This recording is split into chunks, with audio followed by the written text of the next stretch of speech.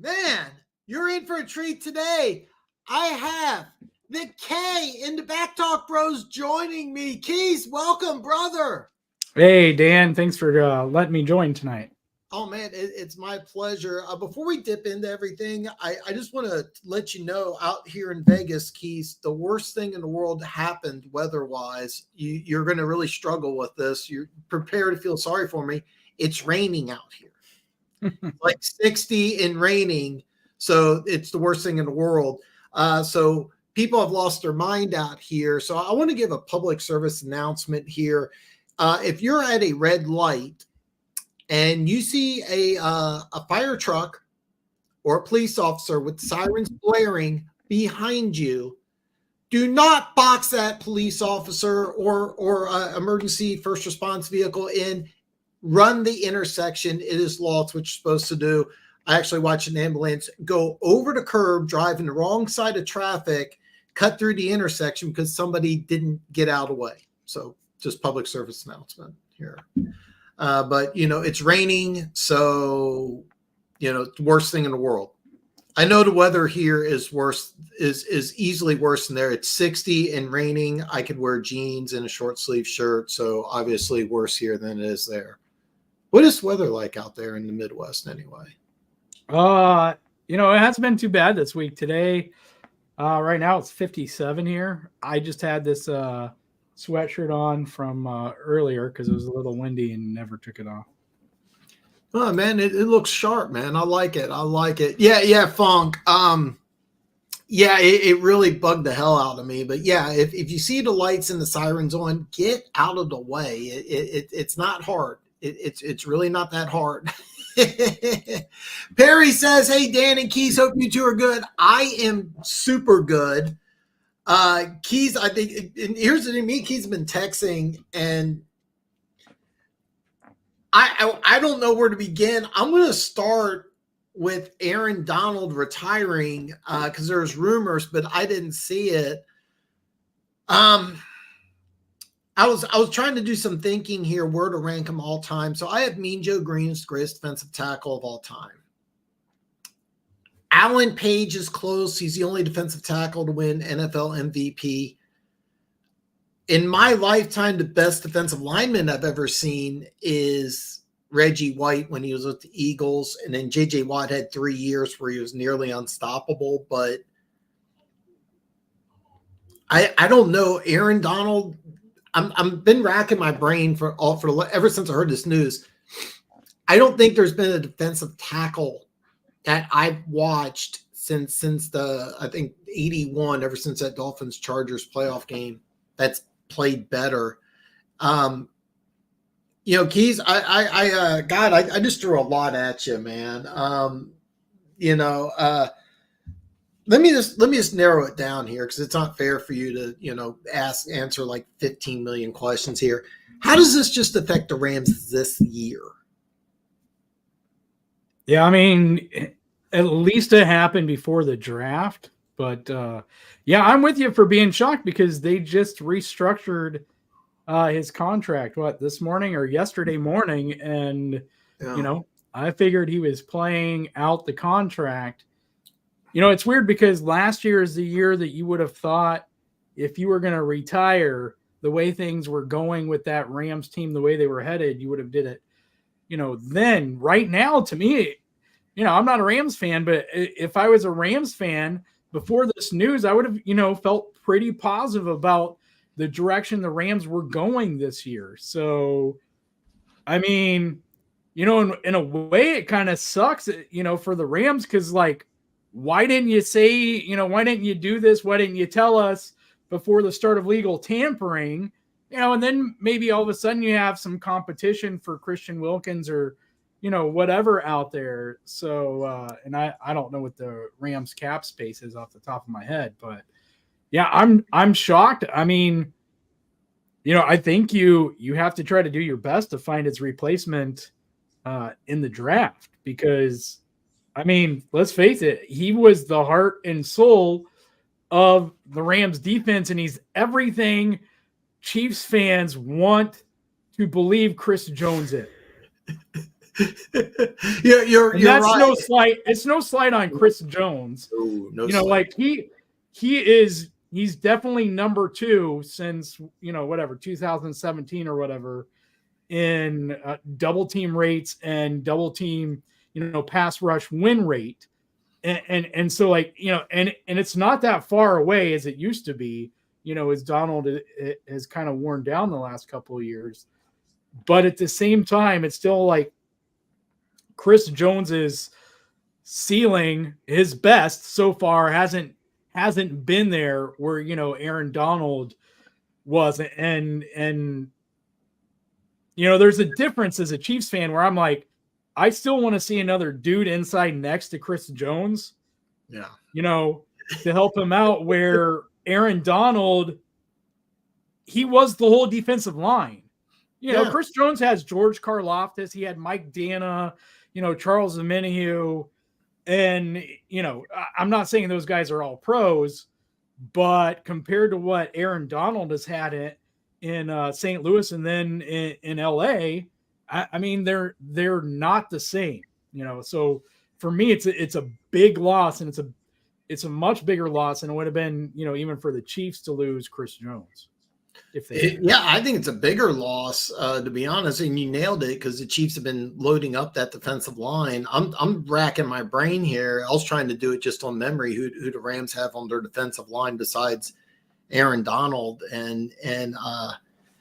So I was in a small minority. I was looking at free agency. I looked at the 49ers losing players, and I'm like, are the Rams the team to beat in the NFC?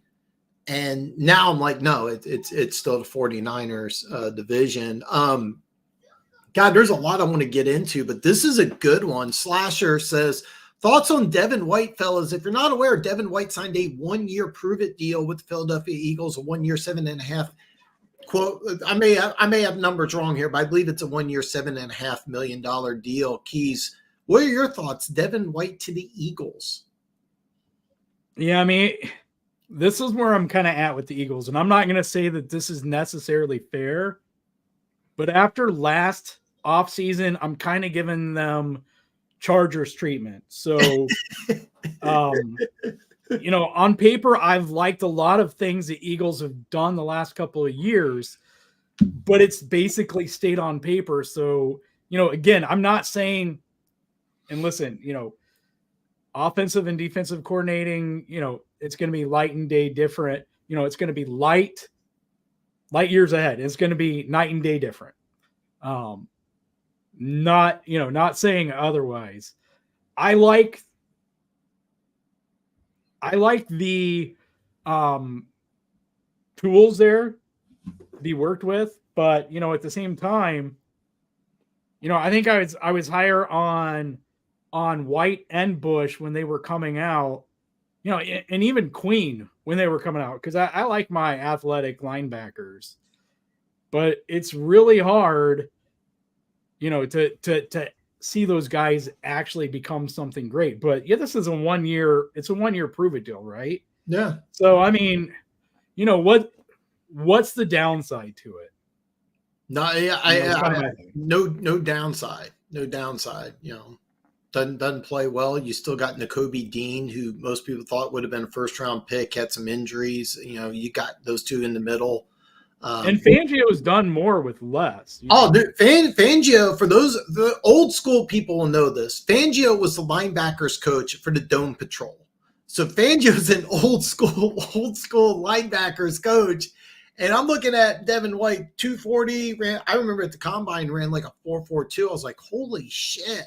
And yeah, great. You know, Slasher, I get a kick that you're an Eagles fan and you're talking more about Devin White than the trade for Kenny Pickett. So Keith sent me that, and so I'm driving, and then, you know, my car auto announces everything. So and he swerved down the road, and they had to call an ambulance, and some jackass at a stoplight. Well, it's because so like if I get a text message, I hit play, and you send me a link, and go https://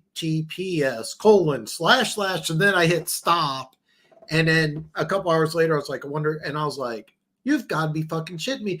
I think I'm not sure, but I think it was Tuesday or last Friday. I was talking about the Eagles, and I was like, well, it's a 3-man race. It's Mason Rudolph, Russell Wilson, or Kenny Pickett, and now it's a 1-man race. This is a true story. Right before the show started, Mike Tomlin called me and asked me if I wanted to be a backup quarterback for Russell Wilson. That's a true story, Keys. But yeah, it's a great signing. By the way, Slasher, here's another question for you. Keys just grew that beard in the last 4 hours. This is like 3 days. Whose is better? Not even close. I can't even grow facial hair. Keys did that in about 6 hours, 4 to 6 hours. And this is like 4 or 5 days. So Keys is much more. This is closer. This is about a month. I don't think I shaved everything off at halftime of the Super Bowl. And I don't think I've shaved since, but yeah. Hey, I've always been impressed. I love the beard. This is actually the most I can do. This is the maximum. I need to shave. Funk says Reggie White was a beast. LT is still my GOAT. Donald's right behind him, and Reggie 3 for me is now the best defensive player I've ever seen. Yeah, I can't. I want to argue with you, Funk, just for the fun of it, but I can't do it. I was racking my brain trying to think of defensive tackles. I was like Warren Sapp.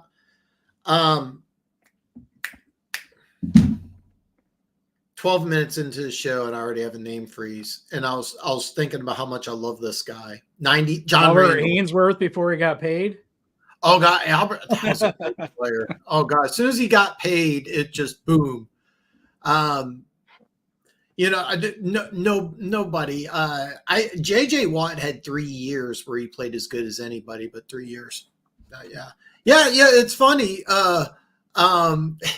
I think he's a better backup than Mariota. Definitely average, but he's only getting paid a $5 million salary. It's so funny because here's a guy that I really thought was going to get the nod, and I was like, well, they'll fight, but you took him in the first round. He's obviously going to get. And wow, it just. Seriously, this just absolutely floored me. Keys is the one who sent this to me. Keys, I gotta get your thoughts on this. Are you on the bet? Are you sitting there going, Russell Wilson Steelers? That's the team to beat in the North, or? Yeah, I mean, it's interesting because I think we were talking right around playoff time. Could the Steelers actually win some playoff games? And they were looking like a team that could. Is Russ? Man, I don't know. I lean towards Russ being like the tail end of his career. But, then again, he had some games where he looked decent the last year and a half or so. So, I mean, I don't know. If you do, here's the deal. If he can buy in to the method of we're going to be a run first team in Pittsburgh. I mean, they got 2 really good running backs and a phenomenal defense. Patrick Queen signing with the Steelers, I thought was a great signing. Really kind of under the radar, even though it's been talked about. Great signing. If he can buy in with just saying, hey, I don't have to be the guy and I'm going to buy into the offense. Arthur Smith, the former head coach of the Falcons, is now the offensive coordinator. That makes sense. You're bringing in a new offensive system. You don't want to teach 2 or 3 quarterbacks the system. Hey, look, Russell, here's what we're going to do. And if you have them do what Ryan Tannehill did in Tennessee and lean on Derrick Henry, even though you got Najee Harris and the guy from Oklahoma State who I'm drawing a blank on, the other running back. You guys know who I'm talking about. You're going to be in good shape. But, I mean, as a fan of the reigning two-time Super Bowl champs, I'm not looking at Pittsburgh and sweating. Are you, Keys? Are you worried about the Steelers now, or? No, but we don't have to. Like, as Chiefs fans, even looking at the NFC, which all the contenders have made their moves, and I know we'll get to that, but it's like we don't have to worry about all of them because if we make the Super Bowl, you're only facing one of them, right? So, I think the Steelers are third or fourth on that pecking order, right? That their best shot was last year with Joe Burrow hurt. You know, the Browns in their situation. Like I would expect the Steelers to finish fourth in that division. And that's not to disrespect them. You know, maybe they come into third, but if you come into third, then you're saying what? The Browns, who have more talent, are going to do worse? Or, you know, are you expecting another bad year out of the Bengals? I wouldn't put my money there. So if you're third or fourth in that division, if you're fourth in the division, you're not making the playoffs. It's hard. You know, even third is hard. Yet. We haven't seen it. We haven't seen a year where all four of those teams. It seems like a couple of years ago we were talking about the AFC West. All four teams are going, and then this year, what was it? The East, AFC East was loaded. Right. Yeah, you're right. If you and that's kind of I'm looking. If Burrow stays healthy, they're better than the Steelers. The Browns, they're better. The Ravens are better. I mean, even without Patrick Queen. So, Slasher says, I'm so confused to what to think of him. He seems like an absolute freak athlete, but it's football. Well, you know, Todd Bowles actually benched him. If you watched the playoff game against the Steelers, I don't know the guy's name, but his backup played more than Devin White did, and I found that really surprising. But you know, one thing is that me and Keys are both Vic Fangio fans, and I think that if Fangio can get the most out of White and CJ, GJ, the Eagles are going to be a dangerous team, man. You know, that one that's a funny one because, and we talked about this, CJ GJ lit up the whole city of Philadelphia on his way to Detroit last year. So having to come back to Philly, and he did man up on Twitter and apologize to Eagles fans, but I mean, he trashed the whole city on his way out. But so it just made me laugh that he's back there now. You know what? I kind of glossed over this because I got a third here, and now I got 2/3 here. I got the B in the BAK Talk brothers, the great one, the talent, Gooch.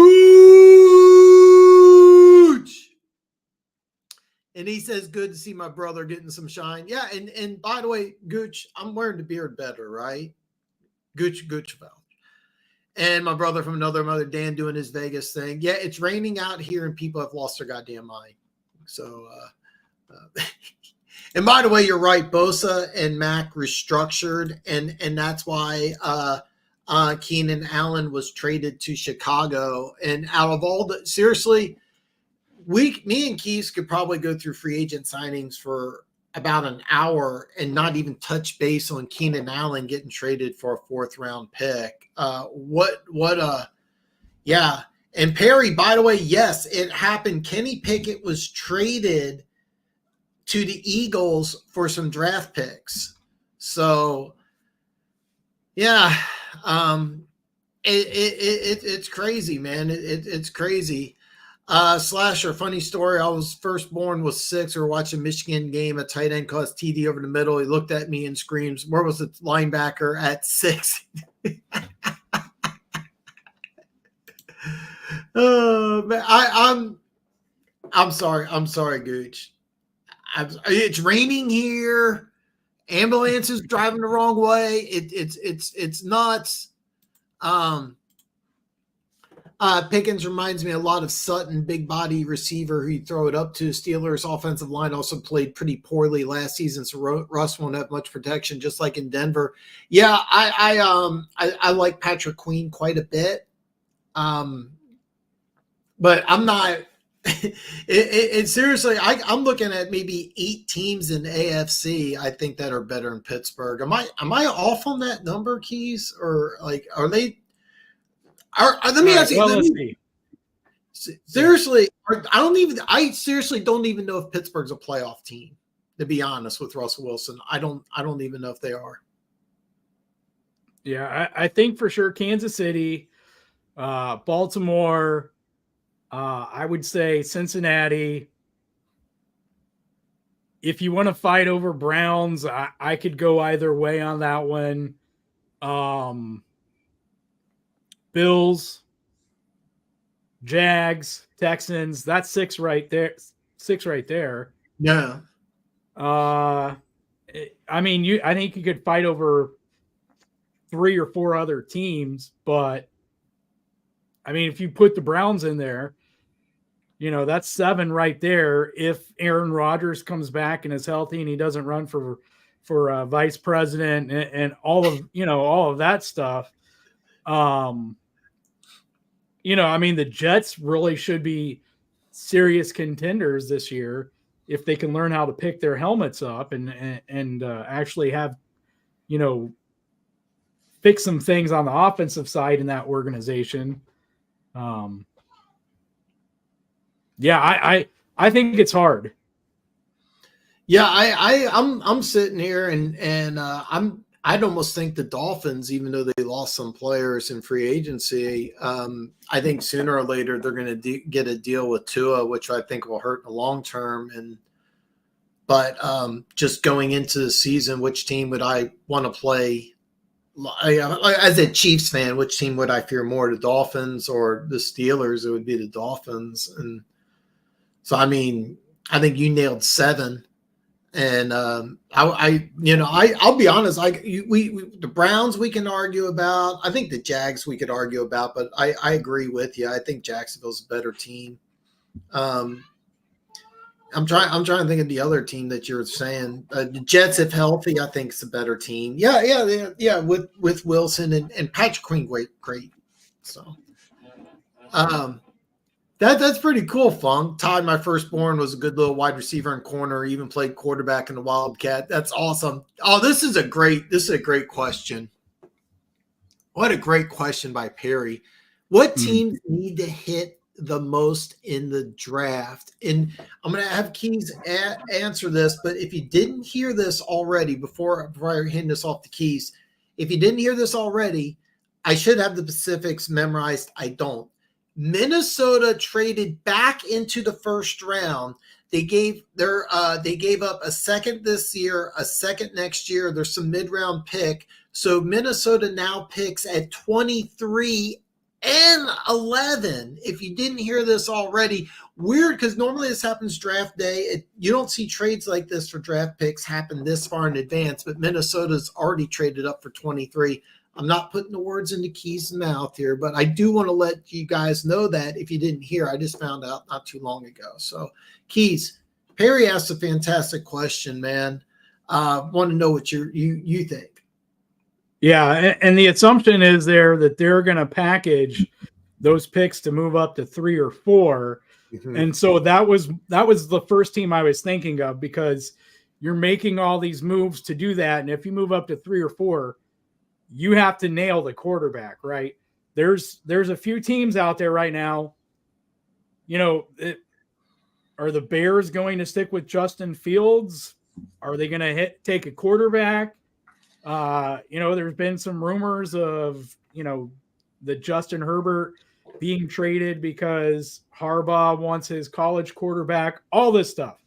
So I would say I'm just going to make a blanket statement that any team in the top 10 that is looking for their quarterback needs to hit the most, because if you don't, you're setting your team back at least a year or two. Look at Pittsburgh now.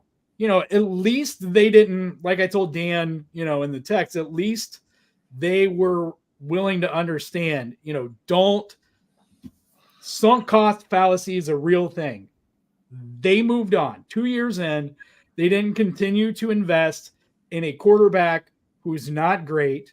The Dolphins probably will now, in extending Tua, right? But at least more accurate than Mahomes, though, right? Right. Yeah. Tua's problem is that all of his Super Bowl rings weigh down his fingers when he's throwing the ball. So,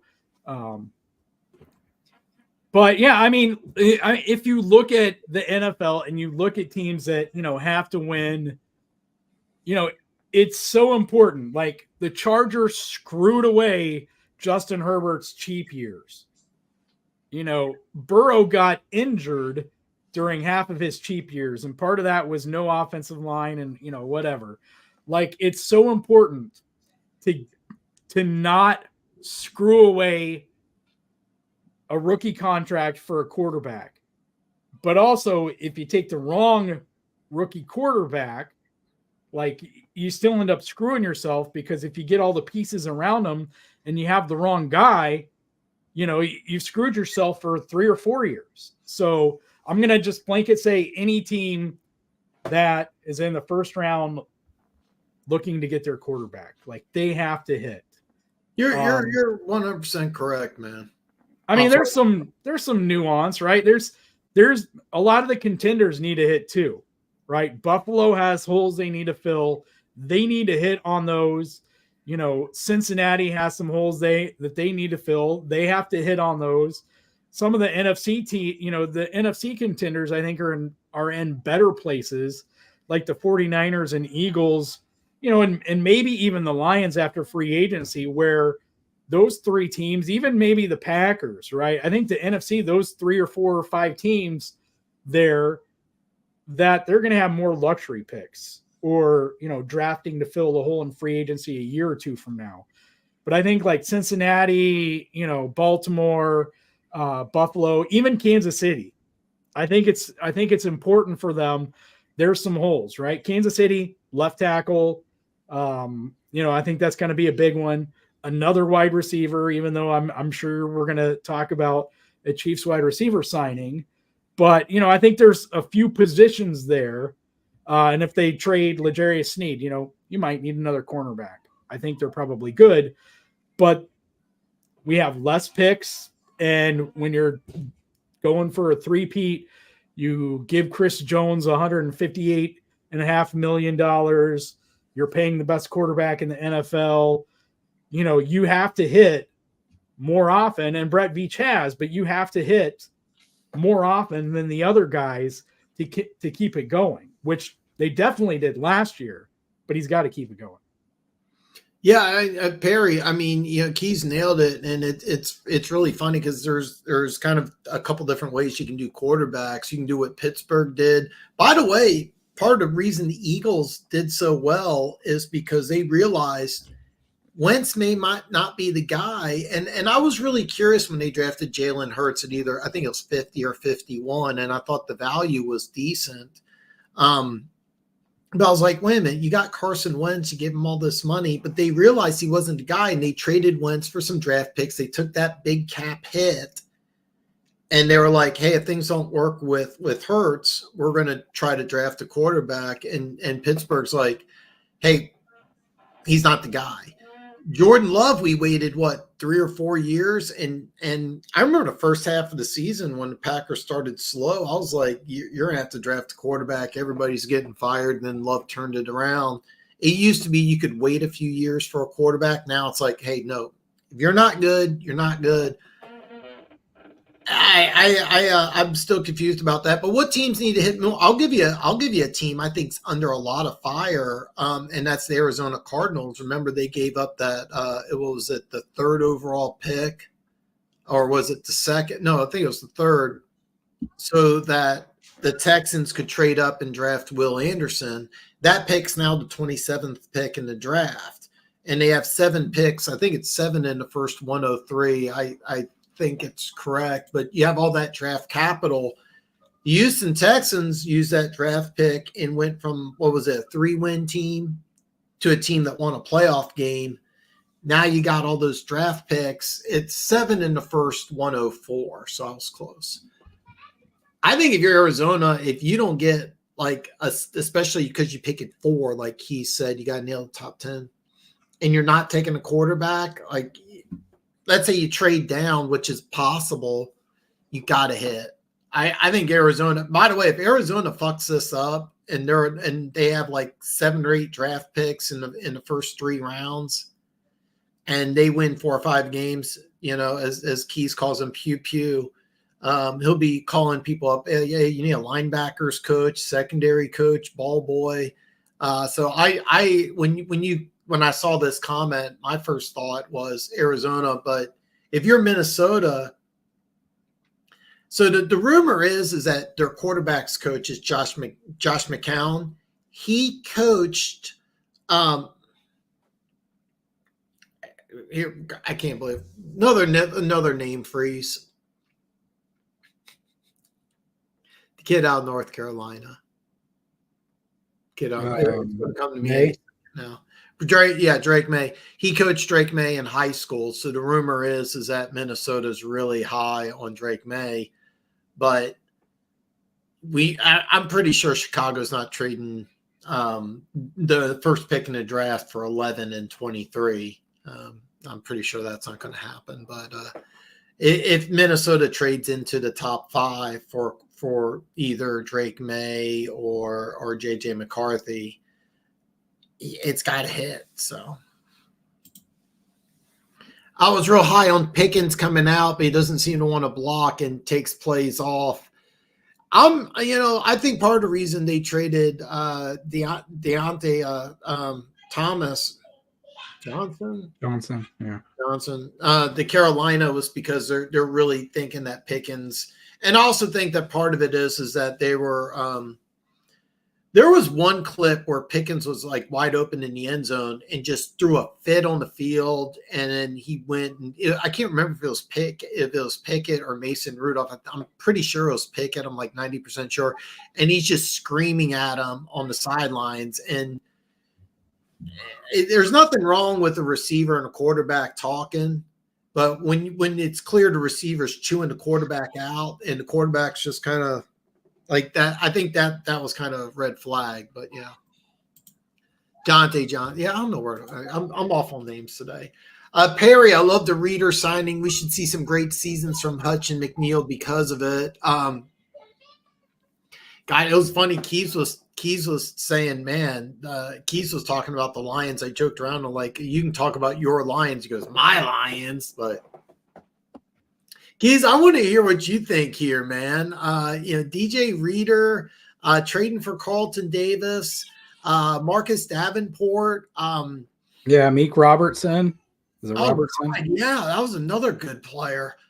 I'm actually kind of is this Honolulu blue? I didn't even realize it, but I'm wearing your colors, Keys. I'm wearing. I went into free agency trying to tell Lions fans you're going to lose a lot of guys, but I'm looking at what the line. So the differences between the Niners and the Eagles, the Niners and the Lions, I think the Niners definitely got worse. All right. The Lions to me look like they got better. Am I wrong here? Yeah, I really like what they've done defensively. Reader was a guy that, and I'd said it multiple times, you don't know how he's going to come back from injury. So, that's an issue. But if he comes back healthy, that's a guy that I would have even liked in Kansas City, whether Chris Jones came back or not. Even with Chris Jones back, I still liked, DJ Reader because he's a great run defender.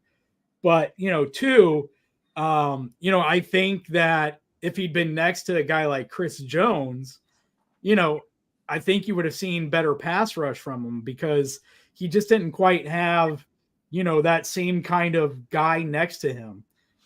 Not to say he will in Detroit, but I like the fact that you can put him there and he's going to probably take up 2 gaps for you and, should help free things up for Aiden Hutchinson. So I like the move for Detroit. So, as a Chiefs fans, I hate it, but he's a dude that I like. And I'm glad what I do also like is I'm glad he's off the Bengals. So.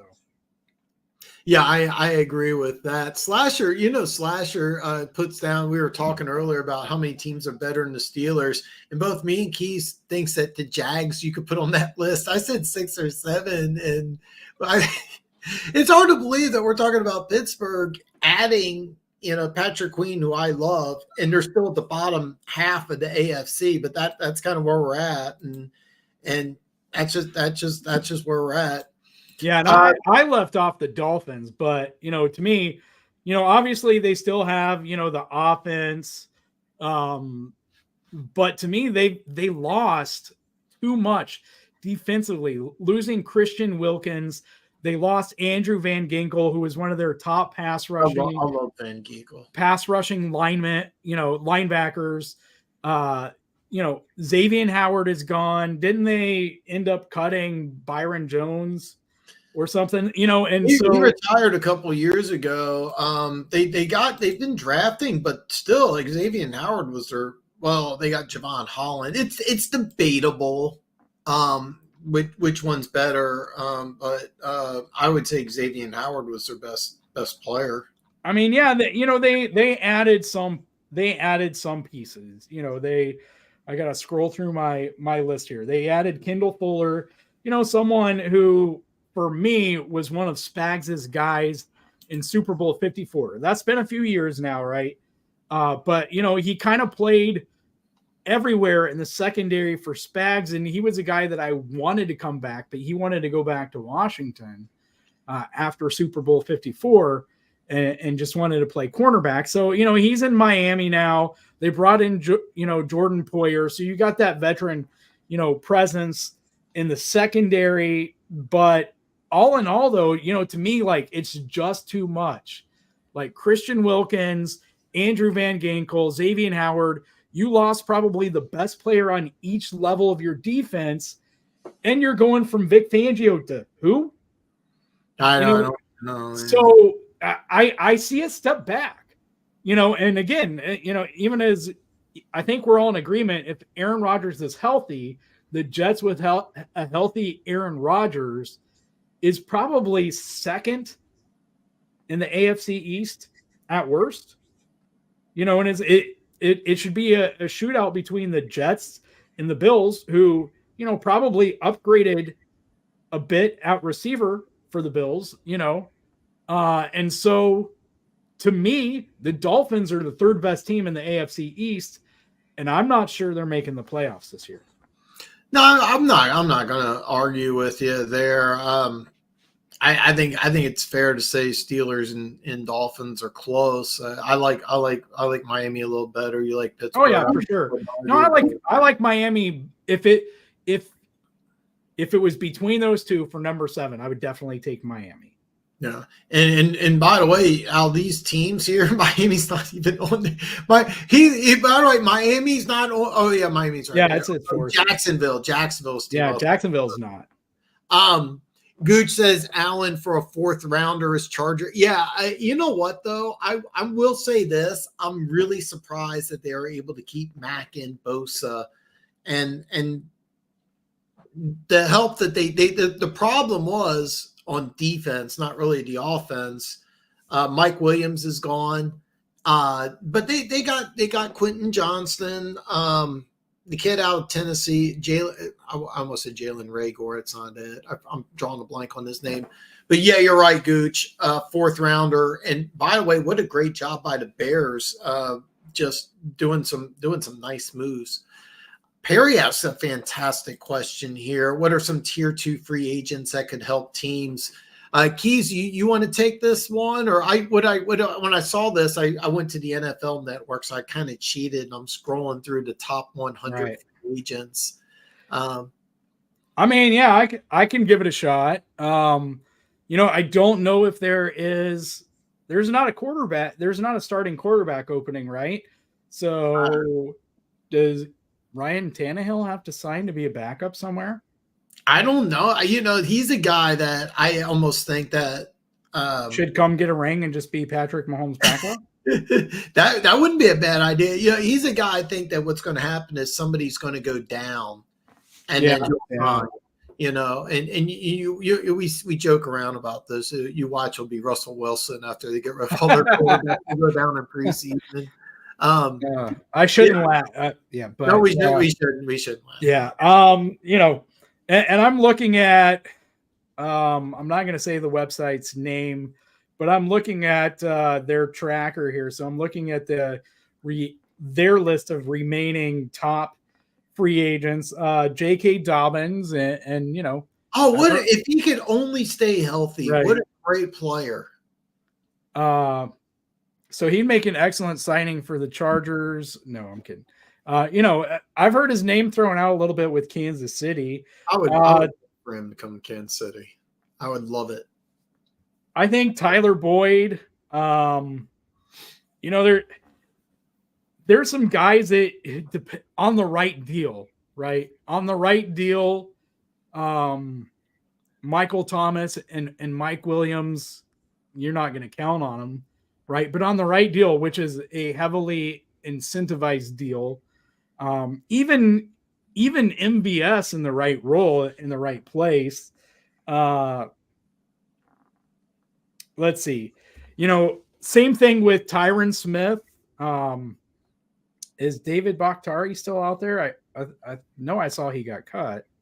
Yeah, I know. I'm looking through the list here that the NFL Network has. I don't see him on there. And DJ, he retiring. Who's the tackle that just got cut by the Cardinals? Is it DJ Williams or is it DJ? Oh, DJ Humphreys. Yeah, and yeah. I was kind of secretly thinking if Kansas City doesn't do anything, Humphreys wouldn't be a bad choice. Neither would Tyron Smith. You know, as a Chiefs fan, Perry, I'm going to give you two names of guys that I really, really like, and I think on the right team they could really help out. But as Keith said, these guys got to stay healthy. Number one, Tre'Davious White. Just an app. So. Fun fact here, Tre'Davious White was the pick Buffalo took in the first round instead of taking Patrick Mahomes. So with the Chiefs got Patrick Mahomes, the Bills got Tre'Davious White. It appears as of now the Chiefs slightly favored in that trade. Tre'Davious White is just tore Achilles injury a couple years ago, had an ACL. When healthy, he's 29. He can play inside, outside. He's really, really good.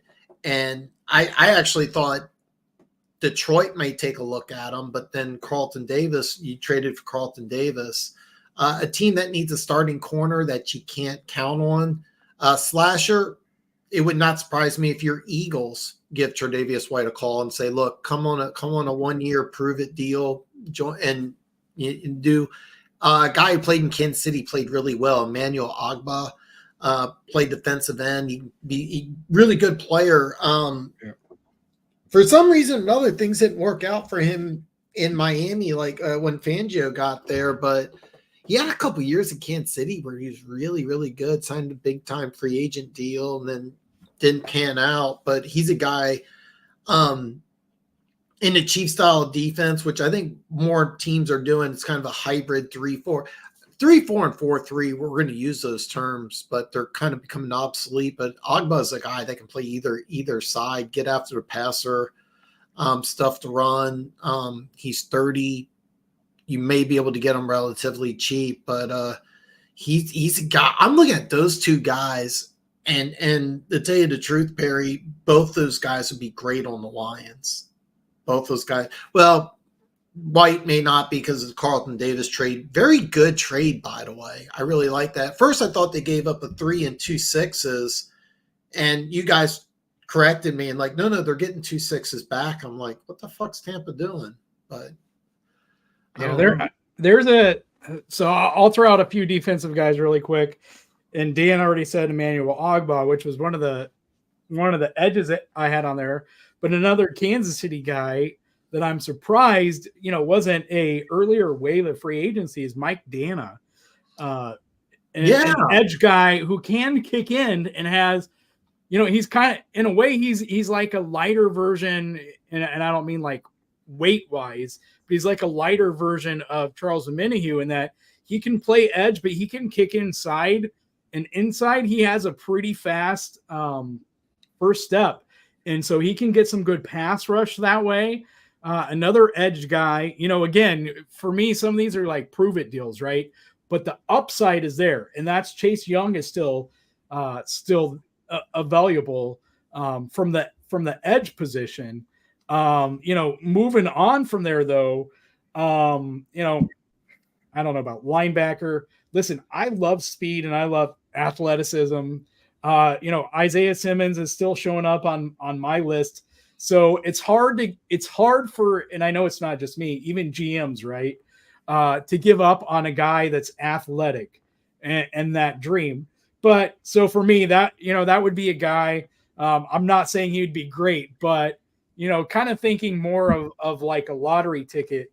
That one, and then a couple safeties, I think. Micah Hyde, he's getting up there, but Micah Hyde and Jordan Poyer were probably the best safety duo the last 2 or 3 years when they were healthy. I was floored when Buffalo got rid of both those guys. Yeah, I was floored.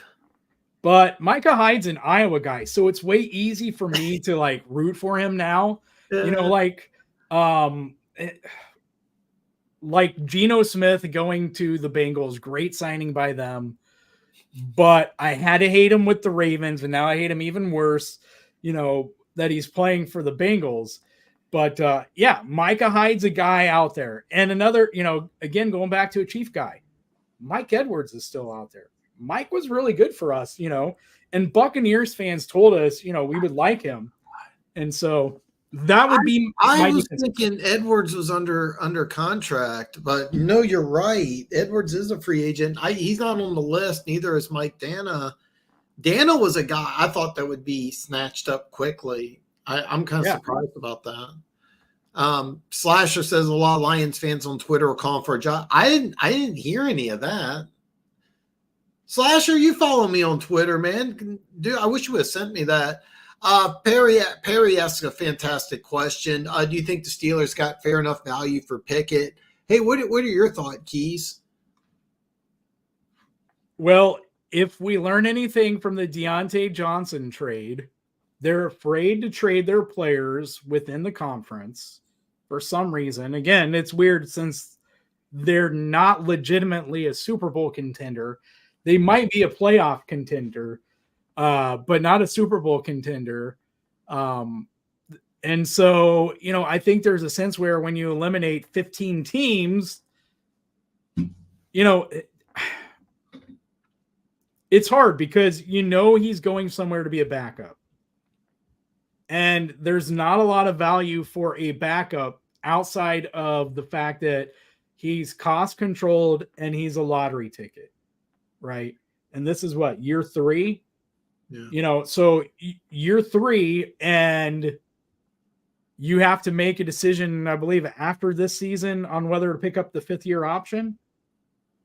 And so you're probably just this year and next year. Right. And as a backup, unless your guy goes down, it's going to really be hard to even make that kind of decision. You don't want to be stuck with the kind of decision, and it won't be the Eagles, right? Unless something bad happened to Jalen Hurts, but it wouldn't be the Eagles anyway. But as a team, you don't want to be stuck making the Tua decision or if you want to call it the Derek Carr decision or Jimmy Garoppolo decision, whatever, the Geno Smith, Daniel Jones, whatever you want to call it. You don't want to be making the decision of paying the wrong guy, good money. So, I think at this point, again, cutting loose a guy like that, I think it's hard to get any kind of value, right? I mean, look what the 49ers got for Trey Lance. Look what the 49ers gave up for Trey Lance. Like, you're not getting the value. You buy a lemon, you draft the lemon, you're not getting, a luxurious price pack for it. So it's not even a question of whether it's fair or not. Whatever the hell the market is what the player is worth, because, it's like you don't want, if somebody gets divorced, you're not going after that guy's wife, if she's already been divorced 5 times, and I know that's not a apples to apples correlation, but the fact of the matter is like, if somebody appears to be so awful that you're already getting rid of them, it doesn't exactly boost their value. And I think it speaks a little more with the fact that Pittsburgh, for the most part, has a pretty stable organization and a pretty good coaching staff. I know the offensive coordinator position, they work things, and by the way, I get that. You bring in a new coach, you don't want to teach several different quarterbacks, but as far as trying for, I was going to say, I'm sorry, say what? I said, blame Canada. Am I the only one? South Park, the movie? I remember. I like that movie. Right. Perry says trying for a quarterback. Yeah, and that's another thing, is that now at Pittsburgh at 20 could be looking at a quarterback. Maybe Penix, maybe Bo Nix. Funk says, I'm so happy the Lions brought in 2 new cornerbacks. Chicago has some wide receivers now. Davis has been good against Allen in the past, and Robertson can be solid against him.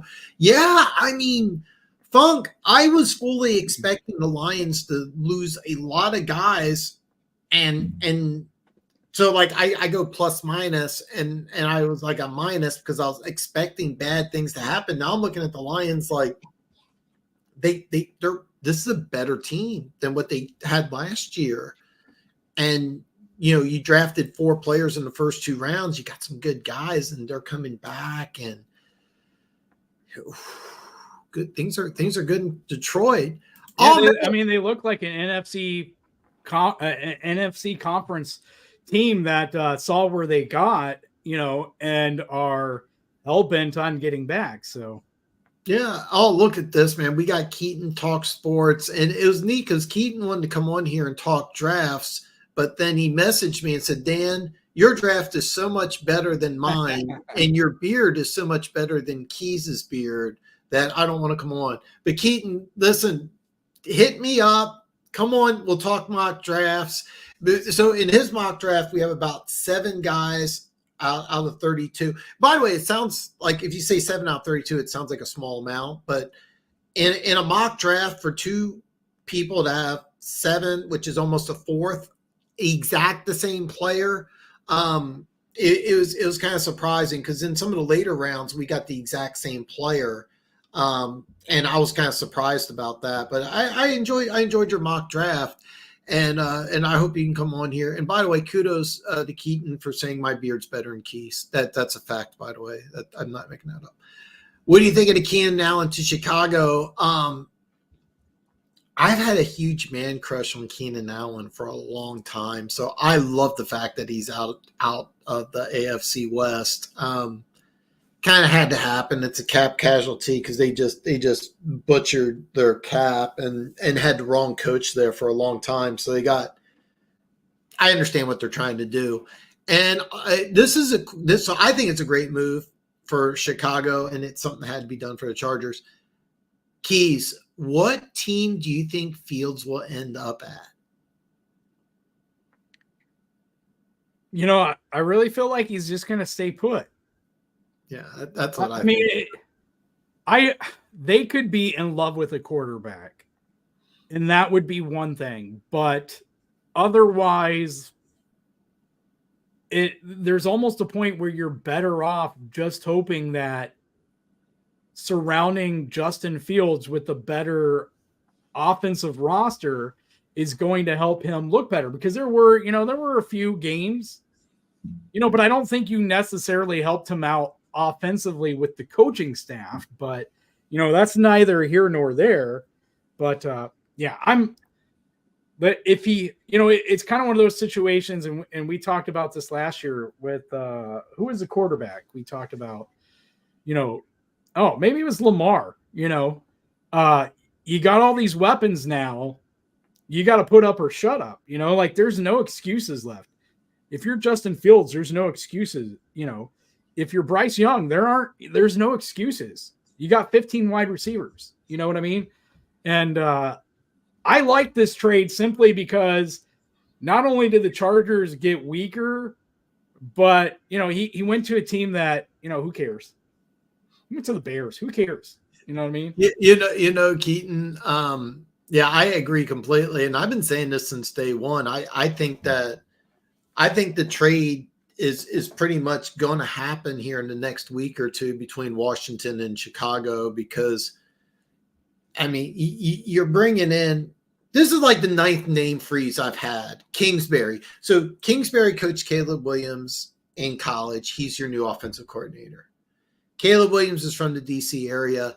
And the NFL, despite what people want to think, it's a business. It's a money-making thing. The financial group that bought the Washington Commanders, your goal is to generate income. What's the best way to do it? Bring in a superstar rookie quarterback. That's the best way to generate income, because Caleb Williams, whether it's Chicago, New England, Minnesota, whatever, it's going to be a top 5 jersey.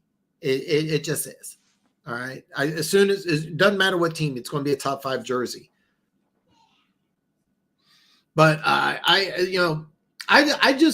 really don't see the Bears given. I mean, so here's the drill. If you think the problem was with Fields, you would keep your offensive coordinator. You don't get rid of the offensive coordinator and the quarterback. That doesn't make any sense. So I'm agreeing with Keys, and like I said, I think a 1-2 trade is going to happen either this week or next week. I think it's going to happen. I think it's going to happen before the end of the month, and then Chicago at 2 will have to look at and go, well, hey, Minnesota, we're not going to let you get the quarterback that you want, but does anybody else want to trade? And that thing, don't be surprised that New England and Chicago make a trade, go 3-2. I saw a crazy, Dan, this is the kind of scenario that you would have just been, it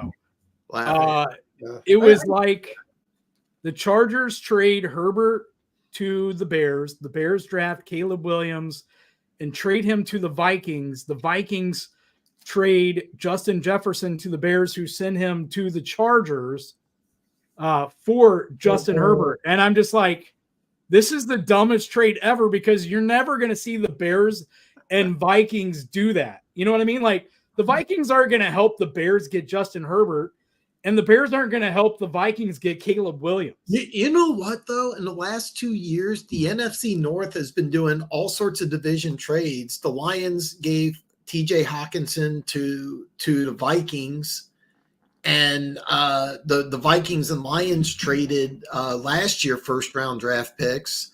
It was but a quarterback? No, not quarterback. Right. I don't see it either. I don't see that either. No, if I saw somebody, if somebody was doing, hey, I got this mock trade, I would have. I think here's the difference between me and Keys. I just mute these people. I don't respond. I'm like, okay, you're just, Keys, dude. By the way, here's a little friendly tip, folks. Follow Keys on social media. Do not argue with Keys on social media. You will lose. He will be prepared. Sometimes. But by the way, Perry, I've heard some rumors that Harbaugh wants his guy.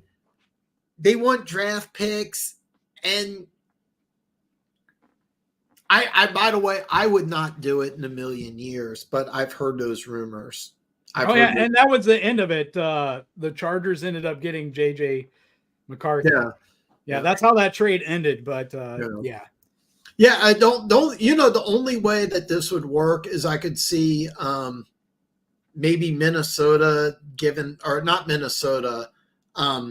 New England trading like the number 3 pick in the draft and like 5 number 1s or something crazy. That would be the only way. And the reason why is I think New England's in love with Drake May, and I've been saying that for a while too. So it's going to be fun, because I think 1 and 2 is going to flip, and then Chicago at 2 can just hold up an auction block and say, hey, who wants Drake May? Because I think Minnesota wants him. I think New England wants him. But Perry, I've seen people mocking a trade like this, and it's not going to happen. It's not going to happen. Slasher says, or Funk says, Slasher, a lot of Lions fans are crying or calling our GM Dollar Store Brad. They think the Lions could just sign everyone. If they don't get big names, it's a failure. Yeah, Funk, I'm really surprised at how good the offseason's been for the Lions. I love the Carlton Davis trade. Davenport's phenomenal. his only thing wrong with Marcus Davenport is he can't stay healthy. But what if he does? You got a stud. You lose CJ, but you didn't need him after you landed Branch. You should have been the 21st pick with the Chargers, by the way. The Chargers whiffed there. Part of the reason why they have a new regime. So yeah, I'm very, very impressed with what the Lions have been doing. Really, really impressed. I didn't think I would, but yeah. Speaking of hitting in the draft, the Chargers have to make some big picks in the draft this year, especially for offense. If they draft Malik Neighbors at 5 for Herbert, and Corum is a hardball guy. Man, I don't want to ruin this for you, but I will say this, Slasher.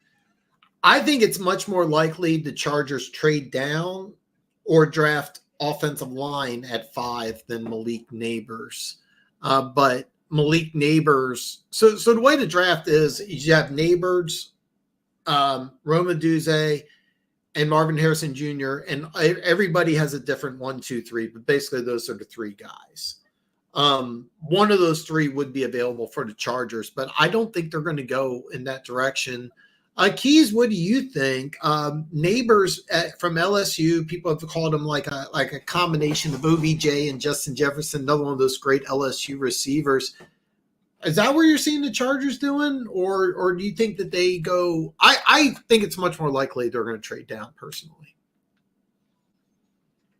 I think the temptation is there in that you don't go from Allen and Williams to what you had, but at the same time, you got to think of it from the other side as well. So I can see where you're going, Dan, because you had Keenan Allen, you had Mike Williams, you had Palmer, you got Quentin, you had all these guys, and what were you doing? You know what I mean? So I think it would be smart to collect as many picks as possible, because you already wasted Justin Herbert's cheap years. You got to make up the margins. And one way to do that is, to increase your about the only way to do that is to increase your volume of draft picks. And then you got to hit on those guys. Yeah, exactly. And I'm kind of leaning towards, I don't want to ruin it, but I'm kind of leaning towards, in my latest mock draft that's going to come out Monday, I think I'm going to go ahead and have trades. And spoiler alert, I do think the Chargers are probably going to trade down. As far as Corum's a hardball guy, yeah, he is. And by the way, that I'm not going to do a 3-round mock, but if I did do a 3-round mock, I think let me make sure. I think the Chargers picked 69. Yeah, they picked 69. I would have Corum going 69. That sounded.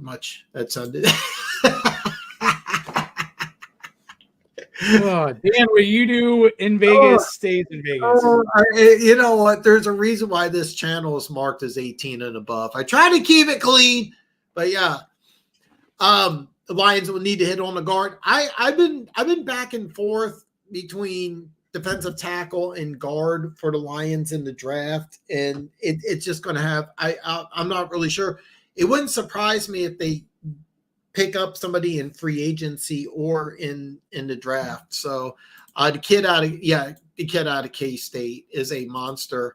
Who are your top five prospects between 26 and 32? That's a real tough one because the mock draft I did, it doesn't really have prospects, but I'm going to give you one guy that I just have a major man crush on, and I've been picking him 32 to Kansas City is Darius Robinson, and because he reminds me a lot of Chris Jones. He can play inside outside. He's a guy on the Chiefs defense, or like a lot of defenses now are doing that, like hybrid 3-4, because he could be a 5 tech. He could be a defensive end. He could play inside on obvious. That's a guy it'd be hard pressed because I'm not doing a big board this year, but he's a guy late in the first round that I've been mocking to Kansas City. And I'm not giving you an exact answer, Perry. I apologize, but he's a guy that I've been mocking to Kansas City at 32, and he may be like, if I did a big board, he may be outside of 32, but he's a guy I've been mocking to Kansas City. He's a guy that I absolutely love. So I wouldn't say 5, but Keys, is there anybody late in the first round that maybe you're eyeballing to Kansas City? A couple names. I just saw Gooch's comment. Yeah, I'm not there yet with my process. So okay. I'm behind here. I'm behind on comments here. Perry said, "Oh wow, I'm really behind. I'm sorry, guys. It's on me. Do you think the Lions go wide receiver if a good one falls? They could. I've been mocking offensive and defensive line, but it is definitely a possibility. So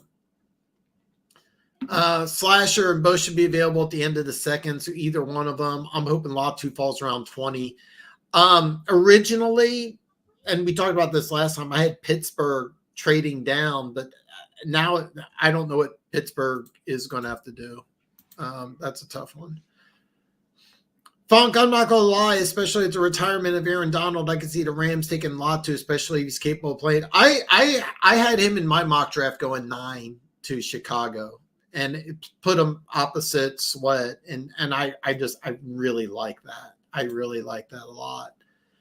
Do you think Chargers go in OT, or you think they yeah, I already kind of answered that one. Chop Robinson would be a great in Detroit for some reason. I feel like he'll fall. It's kind of funny because I was thinking the same thing, Slasher, except that Tampa Bay picks 26, and I really got a feeling if Chop Robinson's available at 26, I have a hard time seeing Tampa Bay really passing him up. Reports are Kansas City wants a second for Snead. Do you think he's worth a first or second or third minimum? Keys, please take this one. Yeah, I think that the Carlton Davis trade set it pretty clear that you have to be somewhere in the second round. I don't think I really have to go through and talk about everything that was already talked about all season, every game that was played, all the graphics of locking down all the number ones that he locked down this last season. And he's way more than that, right? Following the number one was something kind of new this season, but he's way more than that. You can have him do safety stuff. He's a great blitzer. He's a good tackler. He's not necessarily a Jalen Ramsey, right? Because he's so much more versatile. And I think that's kind of the bigger point, right? Like he's not like a Darrelle Revis, Jalen Ramsey. I don't know, Dan, throw a comp out there because I'm trying to think of one off the top of my head. It would be more like a safety who's great at coverage. He can do anything. Moi bro kai oi. Hopefully I got that right. Aloha cheese ohana. That's awesome. But yeah, I heard second round pick, and it's just because we gave a lot of money to Chris Jones. It's just a cap issue. The team and I should have looked this up because I kind of think the team that will end up getting him if we do trade him is just because he was in Kansas City for a long time, and before Veach took over, he would have been the general manager before we gave the job to Veach. I'm drawing a blank on his name, but the Colts GM Ballard. Chris Ballard. Yeah, and they just re-signed their corner. Another name freeze, a guy I absolutely loved. Kenny Moore. They assigned Kenny Moore, and they got Juju.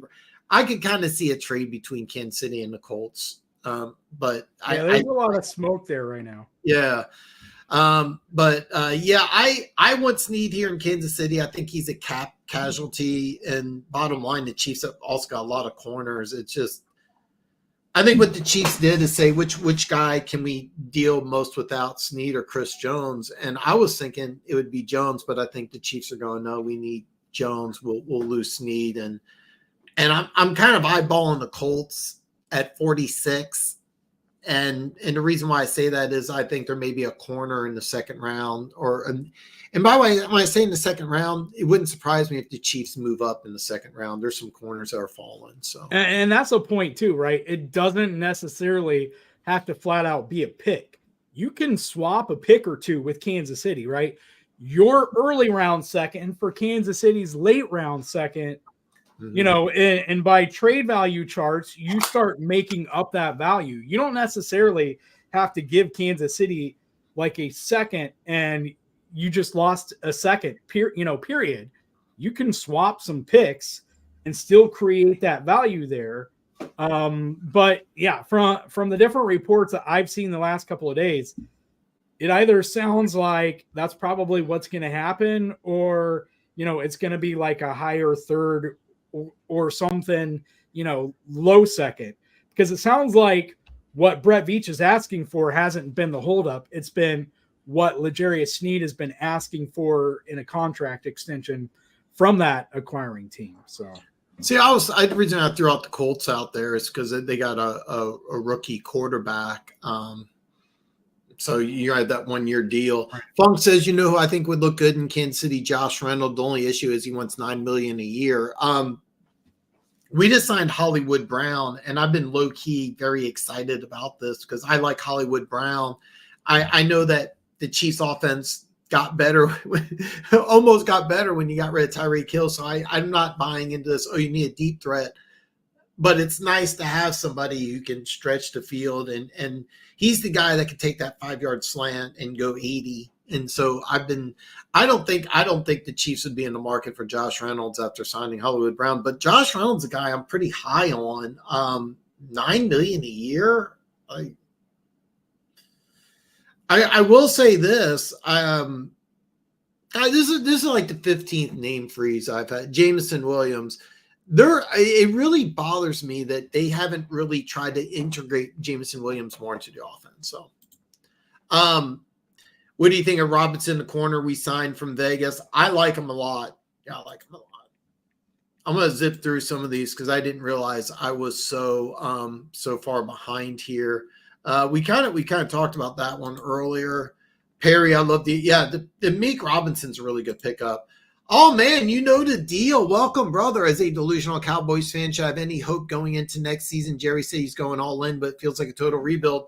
I'm going to answer this first. I'm going to get Keys' opinion. Losing Vander Van Ness, Vander Van whatever. I really was a big Eric Hendricks fan. I really liked him. He reunites with Zimmer, so I don't think it's a loss at all. If anything, you're bringing in a guy that Zimmer really relied on for a long time. I thought the Cowboys, they were my pick to go to the Super Bowl last year. Keys had the Lions, so Keys was better, had the NFC gauged better than I did. I don't think it's a total rebuild at all. I'm looking at your offense. It's loaded. Van Der Esch, I'm sorry, that was his name. Replacing him with Hendricks, that to me, that's a push. You drafted Jalen Tolbert in the 3rd round. He was a raw dude, so you're losing drawing a blank on the guy's name. You give him that. He had that great year a couple of years ago, then he got injured. Wasn't the same guy. Jalen Tolbert's a guy, you know. I'm going to tell you, I want to get Key's opinion. I look at the Cowboys as they're still. I like what the Eagles are doing, but are they easily one of the 4 best teams in the NFC? I think so.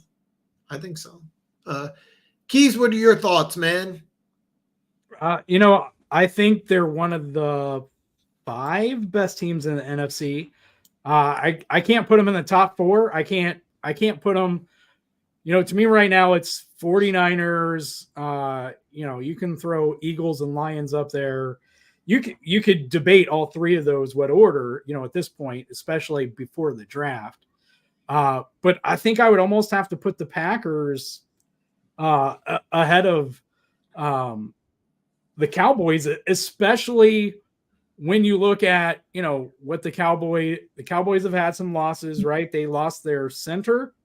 Yeah, I forgot about Tyler. I call him Tyler Badass. But. And, another signing I was happy of to get him away from the Raiders was Josh Jacobs going to the Packers. And it's like, how fun are the Lions and Packers going to be to watch this year in the NFC?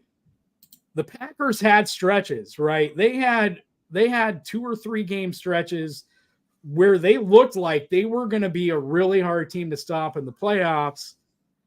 If they nail a draft, right? If they nail this draft, even without it, I think adding Josh Jacobs to that offense, to me, they're the top 4 team, and Dallas is right there, number 5, second best team in the NFC East, right? But I think they're the 5th best team in the NFC right now.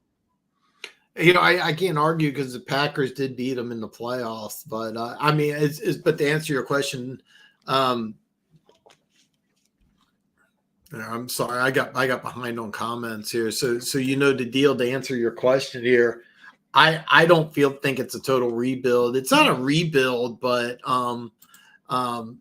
I understand your frustration, but keep in mind, Dallas is always a fun team. You pick 24, there's going to be a good player available. So, guy, we're behind on comments. That would have been great after Keas is singing here. I would, by the way, Moi Bro Koy, I would love this. Please let this happen. Detroit trade up and draft a quarterback. Please make this happen.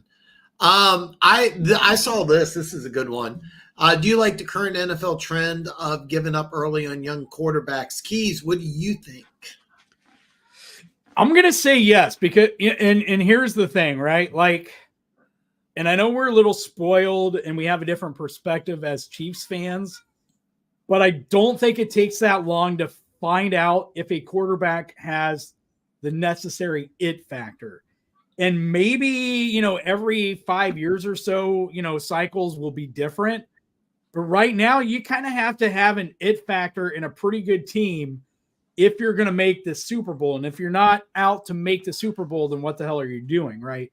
Unless you're a team like Detroit, maybe even the Rams. There are a few exceptions where you're great with a veteran quarterback. Your young guy has to kind of show that it factor early on. I think that's the difference last year with the Texans, right? Stroud was showing he had that it factor. There's guys out there who haven't showed it. Kyler Murray, hasn't showed it. I'm just saying, like, some of these guys, it's clear, right? Kenny Pickett doesn't have it. It didn't take me much watching him to figure out he does not have it. And so I think the quicker you move on, the sooner you're facing, you're coming to grip with reality. It's like staying in a bad marriage for 30 years, right? Like, just move on. If it's not you, move on. And I mean that because sometimes the situation is bad. It's not the quarterback, right? The head coach is lousy or the offensive coordinator is lousy. In Pittsburgh, it was both. It was Pickett's and Canada. They were both not great. But you can tell if a quarterback doesn't have that it factor, right? To me anyway, Dan, I don't know about you, but to me, it's really easy now after watching Mahomes for 5 or 6 years to watch a little bit of a quarterback and see whether they have the it factor or not. If they don't, you just move on. I want to argue with you. I really do. Just because I look at Jordan Love.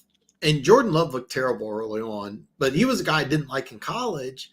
But then watching him play, I'm like, okay, and that's my inkling to argue with you. What about Jordan Love, or what about Peyton Manning? But the thing is that you saw glimpses. Here's the thing. Justin Herbert. Remember when he got his first start? It was because the doctor punctured Tyrod Taylor's lung. And he had no practice, and you threw him out there. And what did he do? He looked like a good player. When you get your chance, if you can play, I want to argue with you, but I think you're right. The Eagles if they would have stayed with Carson Wentz, they wouldn't have gone to a Super Bowl. They wouldn't. I mean, they did lose to Kansas City, but I mean, no, you're right. If you're not the guy, gotta go get the guy. So it makes sense. By the way, Gooch reported this, and I just confirmed this on ESPN. Tyron Smith signs a 1-year deal with the Jets. The Jets also traded for Morgan Moses. So, wow. God, seriously, free agency just gets weirder, and weirder. And this is a good move. And something that we expected Dallas to do, but really surprised Tyron Smith, who would look much better in red, signs with the Jets. Keys, man, what are your thoughts on this one, man? Yeah, it makes sense. I think it's it's a good signing. I would have rather, you know what? I mean, there's a little risk to it. So better the Jets probably than Kansas City because we probably don't want to take the risk, but obviously it's a high reward if he's able to stay healthy, right? Loads of talent, good technical ability there. So if he's healthy, you got yourself a really good left tackle, and you're in good position. So. Yeah, and one other thing is here, I don't think it rules out the Jets taking an offensive lineman at 10. Morgan Moses, if I remember right, it's 36, and I mean he's still playing at high level with the Ravens, but he's you don't want to bank on that. And Tyron Smith's just been battling injuries for the last several years, and that's the same problem that the Jets have had. So it doesn't rule the Jets out of taking an offensive lineman, even as high as 10. It wouldn't surprise me if there's an offensive lineman there at 10. You're probably getting, I'm looking at the draft, and I would be shocked if more than one offensive lineman was gone before the Jets pick at 10. So, I mean, you're probably getting either number 1 or number 2. But wow, what a big signing here. I think Brian Thomas Jr. will be a good player. I do too, Perry. I do too. And it kind of sucks because the way my mock draft went is that after the first 3 receivers are gone, there's a dip. But Brian Thomas Jr. is number 4 on my list. And he's a guy I think is going to be really good. And it sucks because if I remember, it sucks because I mocked him to Buffalo. So what a great question, man. Do you think the Cowboys go wide receiver or offensive tackle? Keaton Talk Sports says offensive tackle. Keys, what are your thoughts, man? Does it have to be one of these two? Yeah, I think it does. I mean, and I think I'm leaning more towards offensive line. But, again, it depends on what's there. I think you take the best available between those two positions there. Otherwise, you got to move back. Yeah, the one thing about the Cowboys is Jalen Tolbert. That's the guy I was thinking of. He came out of, I want to say it was South Alabama. It was a small school. It's one of the Sun Belt schools. I'm pretty sure it's South Alabama. Had a world of talent. It was just, and he wasn't asked to do much. He was like the best athlete on a small school team. So going to the Cowboys, it's a little different, but he hasn't really shown anything. He could. It wouldn't surprise me if you're the Cowboys and you see one of these offensive linemen dip, and you're like, you know what, this offensive line group is so deep, I can get one in the 40s or 50s. And I say 40s because Dallas could easily trade up in the second round. I'm leaning towards offensive line, but one thing about Dallas, you never know what they're going to do. They're a fun team in the draft. By the way, Funk, this would be horrible. No, Darius Robinson would not look good in Detroit. It would look horrible in Detroit. Everybody would hate this. Even Lions fans would hate this. Actually, I'm joking because I actually think he would be perfect in Detroit. By the way, he would seriously in Detroit, he would line up next to Aiden Hutchinson. And what the fuck do you do? But yeah, you are right. Snead is number one. I think so. I mean, available. Keys, a poor man, Charles Woodson. Ooh. God, seriously, like I could see Snead playing safety like later in his career. And oh, wow. Maybe. I really want Snead to stay in Kansas City, but I think it's unlikely. So, this is a great question. I want Keys to answer this one here. Do you think the Giants won the Burns deal? I mean, it certainly wasn't Carolina. For them to win it, they would have had to trade him last year, and so, yeah, I to me, yes, they definitely won it. Carolina lost. They should have traded him last year, and they screwed themselves. So, I think I skipped that here. I wanted to get Keys' opinion, or Perry asked Keys his opinion on Kirk Cousins in Atlanta, and I just skipped that one. I'm sorry, because he asked Keys about that, and I said I didn't care what Keys had to say about that. But no, I actually Keys, Kirk Cousins in Atlanta, because I raved about it on Tuesday's show. What's your opinion? Yeah, I'm gonna kind of just echo what Funk said there. I think that hits it pretty well. You had the weapons there, right? You didn't have the quarterback there, and Cousins is probably at least going to get you into the playoffs. We don't know if he can win you a playoff game or two, but he'll get you into the playoffs. And drum up some excitement. For a Falcons at Lions, or Falcons at Eagles, or Falcons at Packers. Yeah, I mean, I do think it makes them the favorite to win the NFC South, but I don't. I mean, maybe, but I mean, yeah.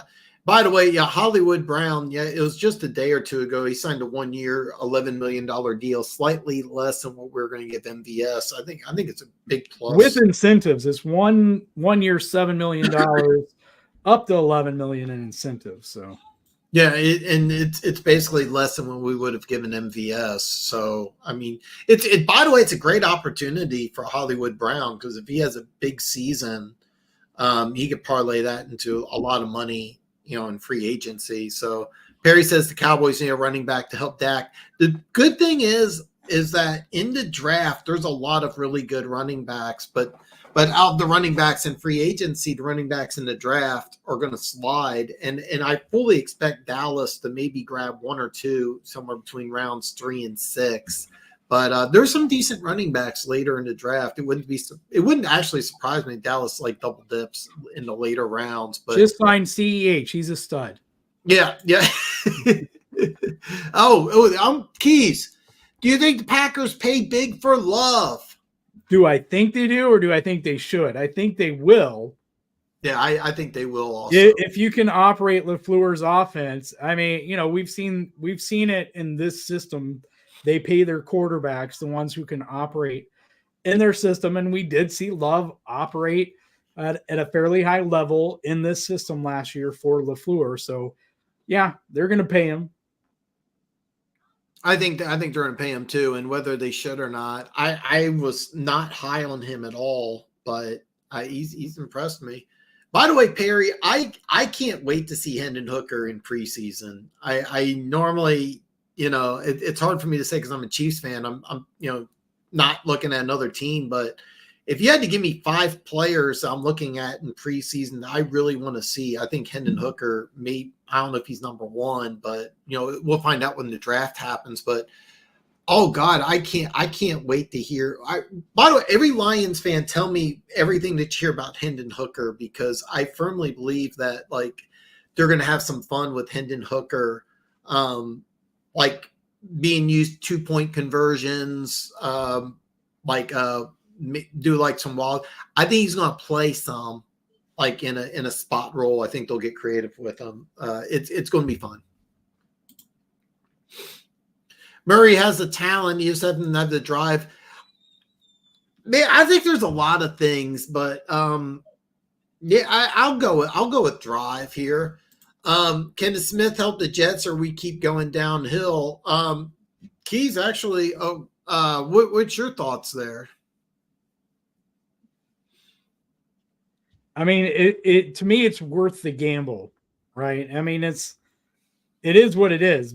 You know, like I said, it's high upside. You're getting a high upside guy if he can stay healthy.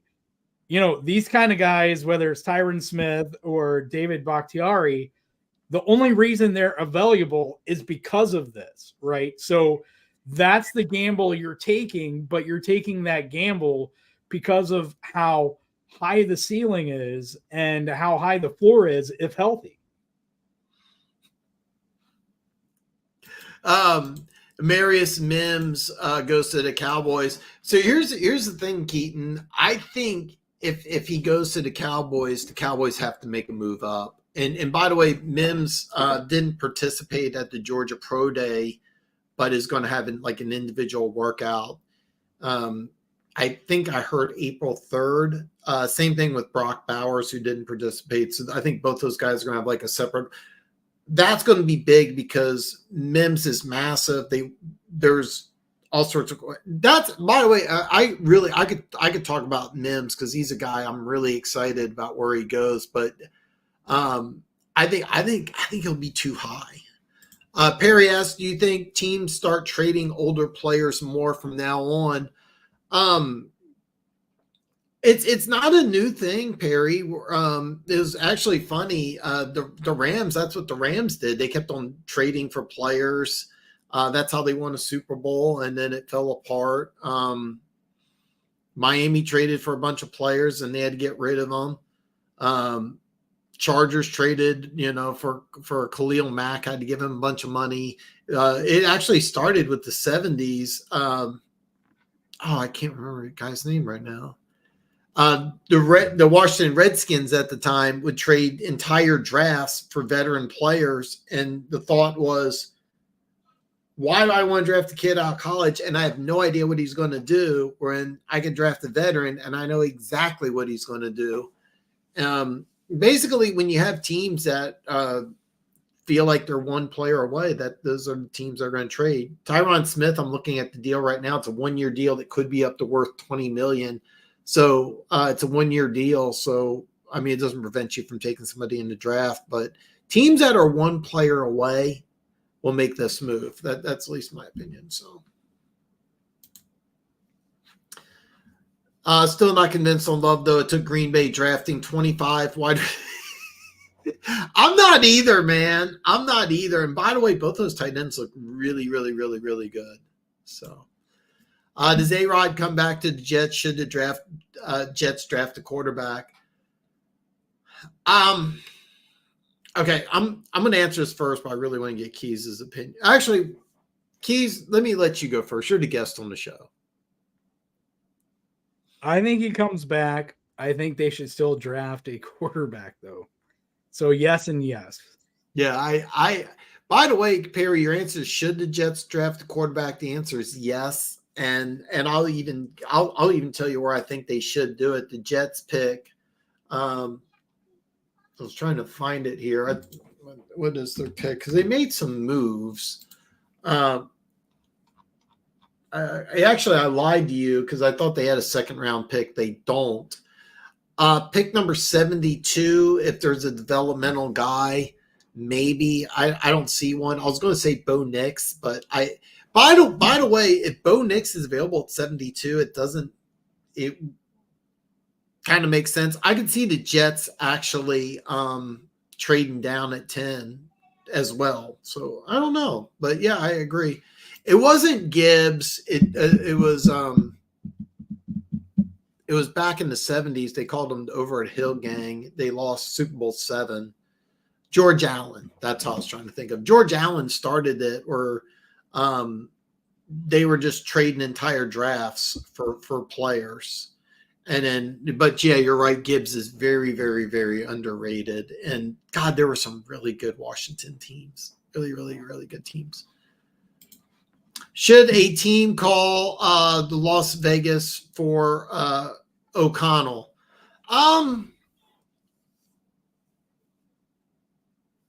I'll be honest. I mean, let me ask you this, Perry. What do you think of O'Connell? First of all, is this a guy that you're getting and you're going, hey, this guy can start for me? I would say no, because I mean you're getting a guy who's a backup quarterback. You know, I don't think so personally. Keys, what are your thoughts here? Yeah, you're getting a backup, so it's going to take a team that has a good offensive line. Because his biggest issue, in my opinion, what I've seen of him, and I thought he has some things to his game that he actually looked like he would be a decent quarterback, but he is like, his foot speed is like Orlando Brown Jr. trying to play quarterback. And that's a problem in today's NFL, you know, because when teams are playing you the way that they play defense now, and your receivers aren't getting open, you have to have a quarterback who is mobile. You have to. I think, despite being 45 years old, I think that's one of the reasons Tom Brady retired, because he realized where defenses were shifting and he can't scramble. And his offensive line wasn't great anymore. It was starting to get hurt and fall apart. Aiden O'Connell needs an offensive line like the one Tom Brady had, you know, back when the Buccaneers went to Super Bowl 55. Yeah, and by the way, I'm high on Aiden O'Connell. By the way, Perry, I really am. I was thinking, I was trying to draw a blank. I know the Rams signed somebody. They got Jimmy Garoppolo. If you could have got him cheap, maybe he'd be like, I was thinking maybe the Rams, but he's not a guy that really fits in the modern NFL offense. He's more of a pocket passer. I like him though, and by the way, could he be a good journeyman? Absolutely, he can. But if I'm Aiden O'Connell, I'm looking at the Raiders situation, because it looks like the Raiders will try to trade for a quarterback, but they don't have a ton of trade capital unless they want to get rid of a player, which I don't think they want to do. You know, you're bet. Can you beat out Gardner Minshew? If you're Aiden O'Connell, all right, and you're saying, hey, I can't beat out Gardner Minshew, maybe you shouldn't play in the NFL. The Pats actually traded Jones to Jacksonville. So, and then they signed Jacoby Brissett, who's probably going to be the day one starter, but you never know. So it'll be interesting to see what goes on. Keys, I was dying to ask you this because, you know, God, there's so many big stories, so many big names, everything.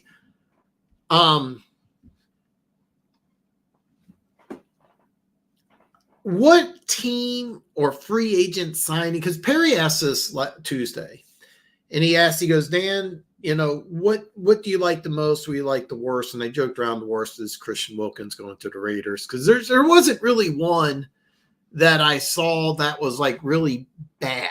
There's not really a terrible free agent signing that I was like, this is terrible. Or there's not really a team I was like, this is horrible.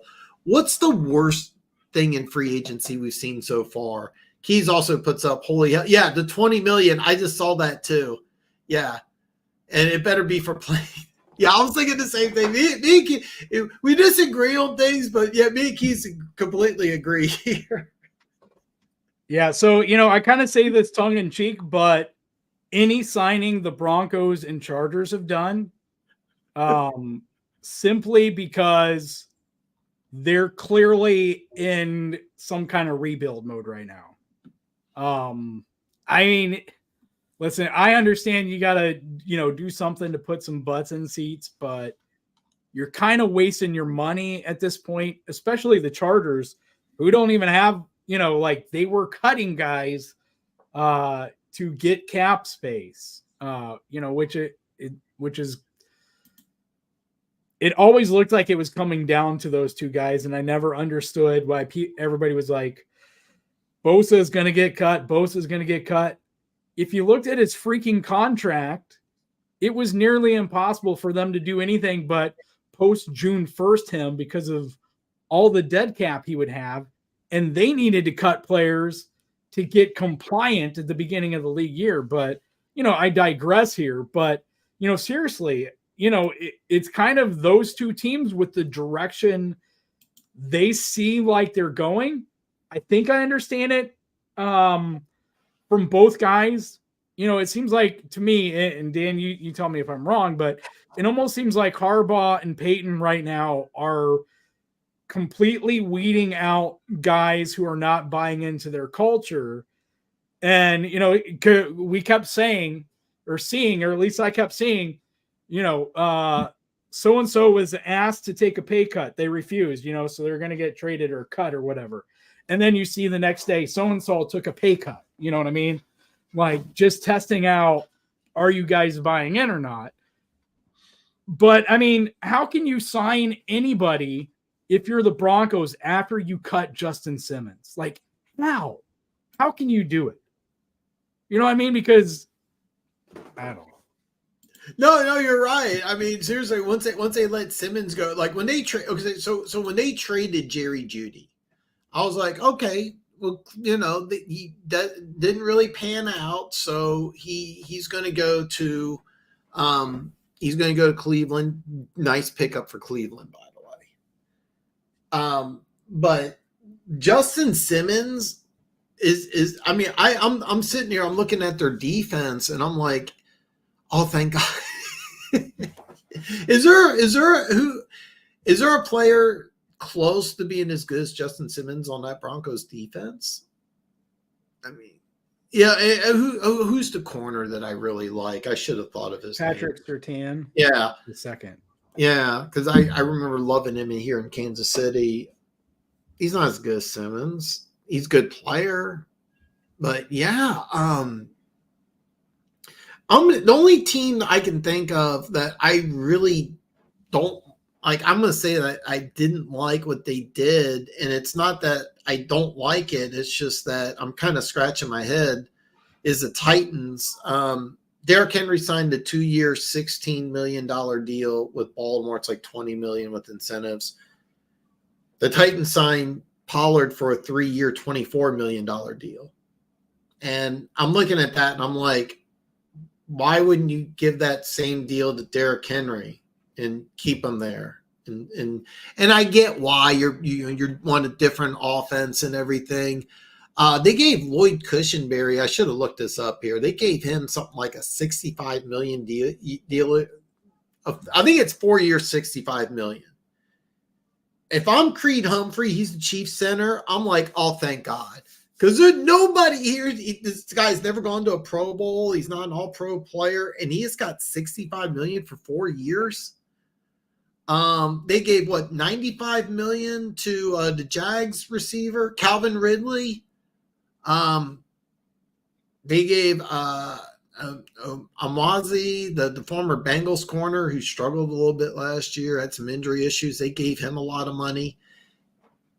The Titans are the only team because they signed all these guys that are kind of shaky to big time deals. Like if all of them pan out, great, but all these guys got to pan out. Yeah, I'm looking at the Broncos here. I pulled up the Broncos site here. Oh God, Malcolm Roach. That's not bad. Brandon Jones to a 3-year deal. A definite down. I like Brandon Jones, by the way. Definite downgrade over Simmons. Jordan Humphrey. Oh God, yeah. And by the way, yeah, it is a 1-year deal, but nice job by the Jets getting a couple of tackles. You don't have to rely on the draft, so good job for them. Perry asks, what team will make the biggest draft splash? Keys, what are your thoughts? I mean, are we talking about like trading up for a quarterback, right? Because, if the Vikings trade up and they get their quarterback, or whatever, there's a handful of teams who could do that. I think you can look at it from different ways, right? Because, we're talking about some playoff teams, And, what's a splash? Like the Eagles moving up, a year or two ago. That's a splash when, and again, this is why I'm cautious about anybody they get now, right? Because these guys got to look better on the field than just paper. But when you're in a position, and the Eagles are in a good position to do so, for the most part, the 49ers are in good position too. They got to shore up their offensive line.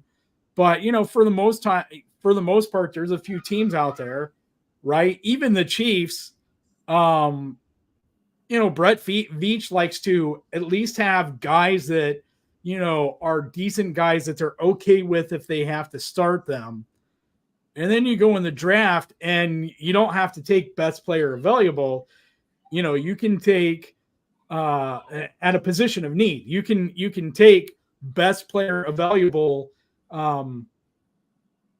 long as a player at a position you have some kind of a need for, right? You don't need a starting quarterback if you're the Chiefs. But it allows you some flexibility there. So those kind of teams making those moves, and you can throw the Lions in there for the most part.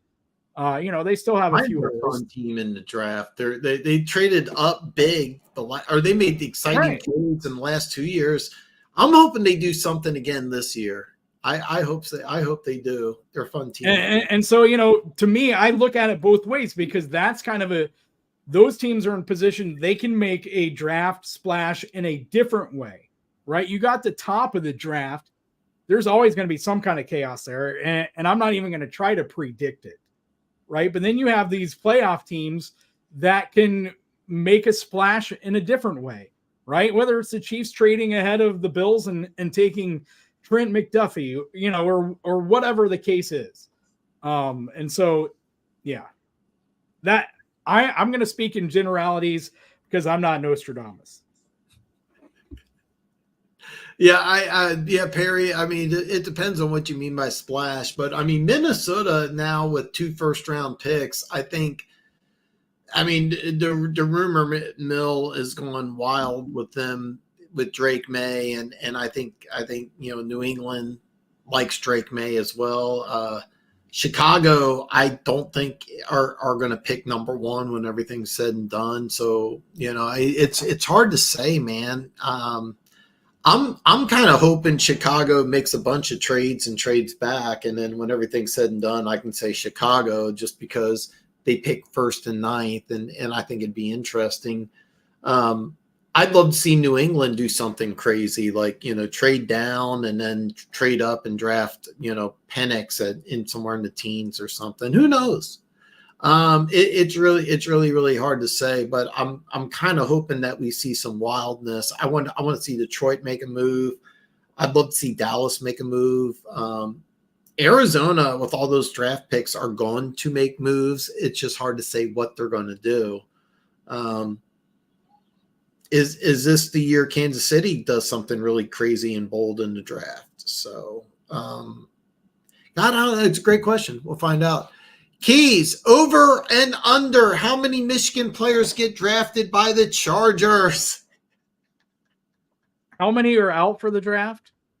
Oh God, actually, let me do this here. I'm going to put the over under at 2.5 because I think that's a legitimate number. Is it over 2.5? Over, I think so too. Yeah. You could have made up a number, and I still would have said over.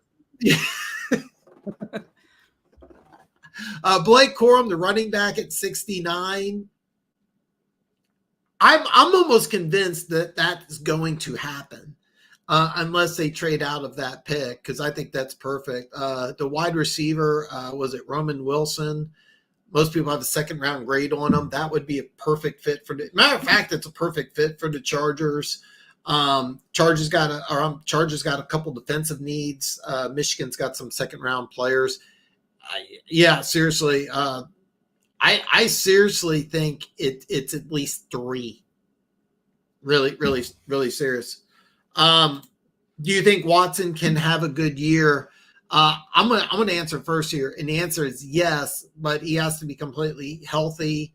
Jerry Jeudy Amari Cooper, what was it, Jedrick Wells? That's not his name. The receiver from Ole Miss they got from the Jets last year. I'm drawing a complete blank on his name. Really, really liked him. David Njoku was starting to play better. I thought he was going to leave via free agency, re-signed. But it all revolves around Nick Chubb. If Nick Chubb's healthy, the offense runs through him. The answer for me is absolutely yes. But I mean, Keys, what are you thinking here? Deshaun Watson, can he have a good year? Is this the year that is this the year the Browns win the Super Bowl? Is that the year? Is this it? I will be really surprised if he has a great year. He took the time off. He hadn't looked good since. And I think at the end of the day, like the mental strain and exhaustion of everything, and, not even getting into what was true and what isn't true, any of that stuff, just like the mental exhaustion of all of that stuff, right? And the stigma of all of that stuff. And you can watch Browns games and you hear the fans, right? I think it's really hard to get past that. And I guess if I'm going to say that, I might have to say the same thing, for Aaron Rodgers for different reasons. And I'm not trying to get political one way or the other, but I think we've seen Deshaun Watson's best football through one half of the playoffs before the Chiefs came back and beat the Texans. Yeah, and one other thing is the offense, Deshaun Watson in that Stefanski offense is really like a square peg in a round hole. It's a run-first team, and Watson, I think, is at his best when you just line them up 4 or 5 wide and let them throw the ball over the field. You can't really trade them, unfortunately. And Keaton Talk Sports says Browns do have the hardest football schedule in 2024. I didn't know that, but it makes sense. I mean, you got some tough teams in there. So, yeah. Yeah. Yeah. By the way, did you know that his screen name was Calvin Ridley and then he had his number? Like, come on, man. Have your buddy do it. Yeah, that was bad. What do you prefer, best player available or for need in the draft if you were a GM? Keys, this is a great question. What is your opinion? Yeah, to me, it's a mix, and it kind of depends on each team what your mix should be, and it depends on your evaluation of each draft class. What it should be. And that's kind of how I look at it, because you gotta have the depth, right? In the draft to even think about best player available, at a position of need. I don't like straight position of need in like the literal sense, like your top 1 or 2 needs. You absolutely have to take your top need, with your first pick type of thing. I kind of like how Brett Veach does it. And I'm sure, he's not the only GM who does it. And I'd heard that John Dorsey only has like 40 to 60 players on his board, back when he was a GM, only had like 40 to 60 players on his board as draftable players, period. And which drastically does some things. And so, whether you do that and you take guys off at positions you don't need a draft for, or however you do it, right? Like, I think you have to rank your needs at some point, right? Like I say, it would be really hard for the Chiefs to pass on many positions before they drafted a backup quarterback even. So I think you have to rank those things, but you also have to rank the players, because if something happens and you find out there's like this quarterback who you think is a hell of a quarterback, is there in the 4th or 5th, then you almost have to, but you have to weigh it versus what else is there. right? Because, if it's even marginally close with the defensive tackle or wide receiver or whatever, then you're probably taking that guy. So to me, it's a mix of finding the right marriage in between, but you have to evaluate all those things. Your team, ranking your team needs, ranking the draft depth, and trying to find that marriage of, because maybe the best player available is your third highest need, right? Or maybe it's your need for a year or two from now. And it's a great guy, so you take him now. You're not drafting your biggest need now, right? If you're drafting for your biggest need now, your roster is crap. Because as a GM, you should be drafting for if you're drafting for your best position of need, if you're drafting for your position of need, it should be your position of need for next year or 2 years out, right? You're looking at your free agents, preferably. You're seeing guys that, are going to be probably way too expensive, right? Which is why the Chiefs were trying to get a defensive tackle a year or two ago. The draft just didn't work that way. They couldn't trade up to get their guy, or supposedly, Dallas trade, whatever it was, Dallas went and trade with them. And so, you kind of get stuck in that, but you have to, if your roster isn't crap, you should be doing that and finding that best marriage. I don't even know if that made sense, but no, yeah, I think you made great sense, Keys. At least that was my opinion. I think you made great sense. And Perry, by the way, even you hear this all the time. You just draft best player available. That's not true. If let's say you're Kansas City, for example, unless you're the Raiders and you're drafting a kicker or punter in the first or second, right? If you're the Kansas City Chiefs and your number one player available at 32 is a quarterback, you're not drafting a quarterback. All right. So then teams don't do this. And by the way, like when the Packers drafted Aaron Rodgers and when they drafted Jordan Love, they weren't drafting best player available. Even though the Packers traded up for Jordan Love, is that there's a mix. It's not one or the other. The teams that are going to draft a quarterback, I guarantee you there's going to be a team that takes a quarterback in the top 10 that probably has 3 or 4 other players ranked higher, but they need a quarterback. So it's not either one or the other. The Homeland, man, I haven't heard from you in a while. Homeland, hit me up because I wanted to get Corey on here to talk some drafts. So I want to hear from you and what you think about the drafts. So DM me. And we'll make it happen because Keaton Talks Sports.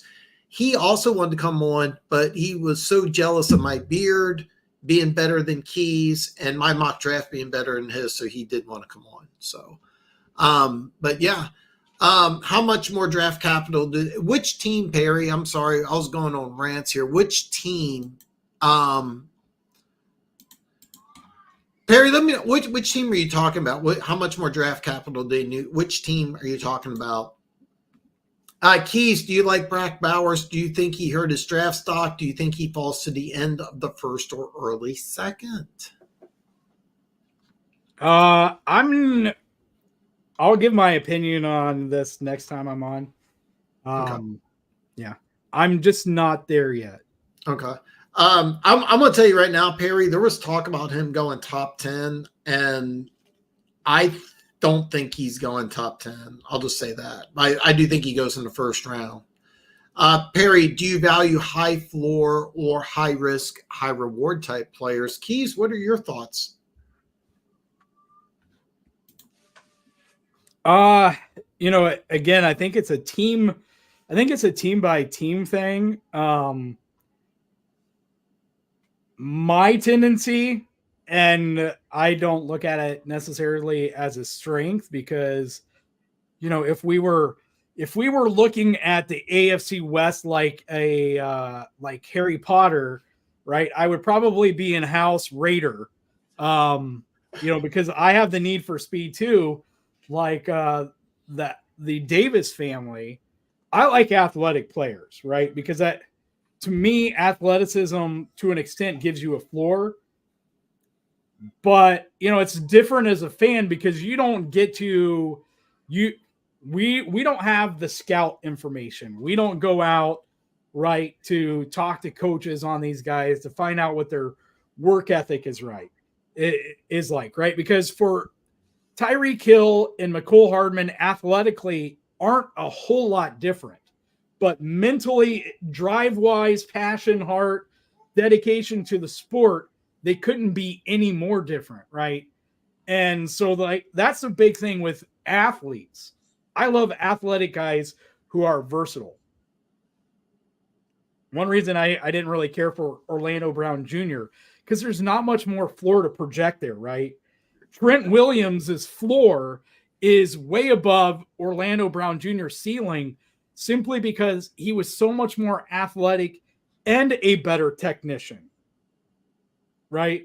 To where Trent Williams, I still believe, if he's 38, 39 years old, will be a better player than Orlando Brown Jr. has been in his prime. So, preferably if you can get guys like Trent Williams or Aaron Donald or, whatever, Calvin Johnson, right? Those are the kinds of guys we're there for. So I don't think you want high risk guys, because what's the high risk? Is the high risk the fact that he's got a super low floor? If he's got a super low floor, what is the reason for it? Most of the time it's probably going to be doesn't take to coaching, doesn't have a great work ethic, something along those lines. And then it's what the hell does it matter how athletic he is, right? So I think it's finding the best mix of athleticism, but intelligence and drive, whatever that mix is. It's a spectrum. Yeah, Perry. So I'll give you a secret. The way most NFL teams view players is that if you see a flash and you see it happen, you usually think to yourself, you know what? I got a good enough coaching staff. I can get that flash to happen more often. So if I see him do it once, I can get him to do it again because I have a better coaching staff than what he has at college. So NFL teams will always go after a high risk, high reward guy if it's an athletic thing. If it's a off the field issue, that's completely different. Like, for example, Randy Moss coming out of college, he's probably the best player. Well, besides Peyton Manning, probably even more than Woodson, was probably the best player in the draft, but there are so many off field issues. So most teams just took him off the board. For me personally, I like to roll the dice. Patrick Mahomes was a big risk. A lot of people don't realize this. A lot of people didn't think that he should, hey, look, and then there's questions. Remember, Dan Marino was a question mark. A lot of people thought that there was problems with him. Warren Sapp dropped in the draft. There was talks about him failing a bunch of drug tests, which apparently was a false thing.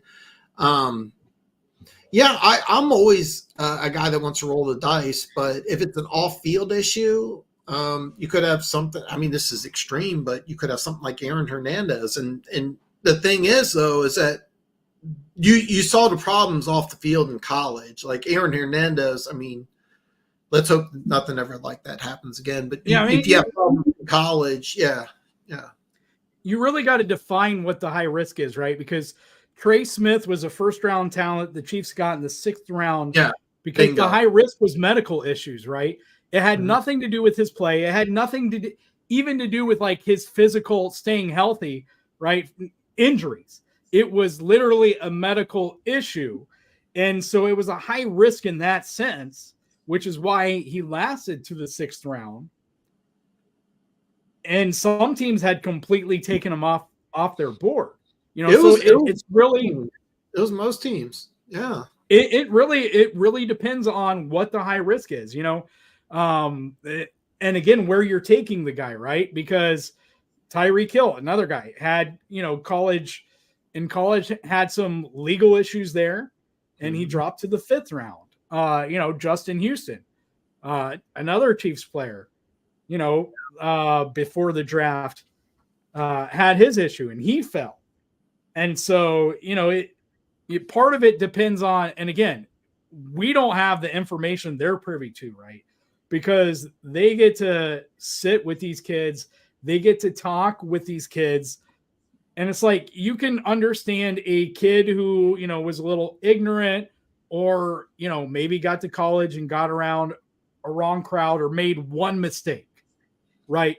Versus a kid who is just utterly clueless or is completely immature or reckless, or who has grown up in a really bad culture. And they're two different things, right? So it's really a matter of what the risk is. But like I said, like athleticism, has the guy put in the work in college, right? Because if he has, then he's probably a hell of a draft prospect to begin with. And it's not really high risk because his floor is high enough. So you really got to investigate the high risk. For me, in the draft, I think free agency, you can protect yourself because of incentives, right? And it's just money. So money and incentives is different than your draft pick, which is securing you cost-controlled talent, young talent. So I think that's why they're different, right? Tyron Smith, is a different kind of high risk, high reward than, whatever kid you want to throw out there. Now here's one. We can throw Tyron Smith versus Michael Uwanu. And by the way, Homeland, this is a great take. I wanted to get Perry's question, and I'm going to have Keys talk about this first. But yeah, Perry, when it comes to the draft, I'll throw you out an example that didn't work out well. But I don't know. You probably don't remember this guy. His name was David Boston. And at Ohio State, he was just really up and down. But he had a game against Michigan where he scored 2 touchdowns against Charles Woodson. And then one of those touchdowns, he got a taunting penalty. By the way, Michigan won that game, by the way. But he got a taunting penalty that really hurt them, and the coaching staff was mad at him. I would have taken that guy in the draft, even though there was off-field issues, maturity issues, but the talent was crazy. And then he had this crazy contract with the Chargers. And there was a story about him dropping some passes in camp. And one of the reporters came up to him and was like, "Hey, man, what's all these drops?" And he just told the reporter, "I just don't have good hands." Well, you're an NFL receiver. But yeah, I would have taken him. Free agent's a different take completely. Perry asked this.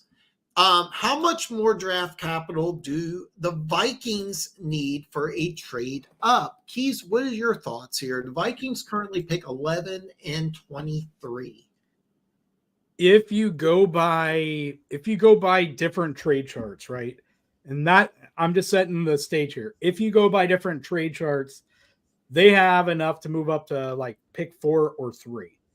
Yeah. That doesn't mean that, they're going to get trade chart value, because if you're desperate for a quarterback, you'll do desperate things, right? So, I mean, it's kind of depend on what the teams ahead of them do and how many other teams enter the bidding, right? Because right now, that's trade chart wise, they have enough value to get up to like the 4th pick with just those 2 first-round picks. Yeah, Keys nailed it right there. If you're trying, here's the magic spot. If it's in the top 5, I think they have to give up 2025 first-round pick plus the 2 first rounds. And I'm looking at 3 and 5. And if I'm the Chargers and you're the Vikings, and the Chargers is kind of where you could go, well, maybe I'll take 11.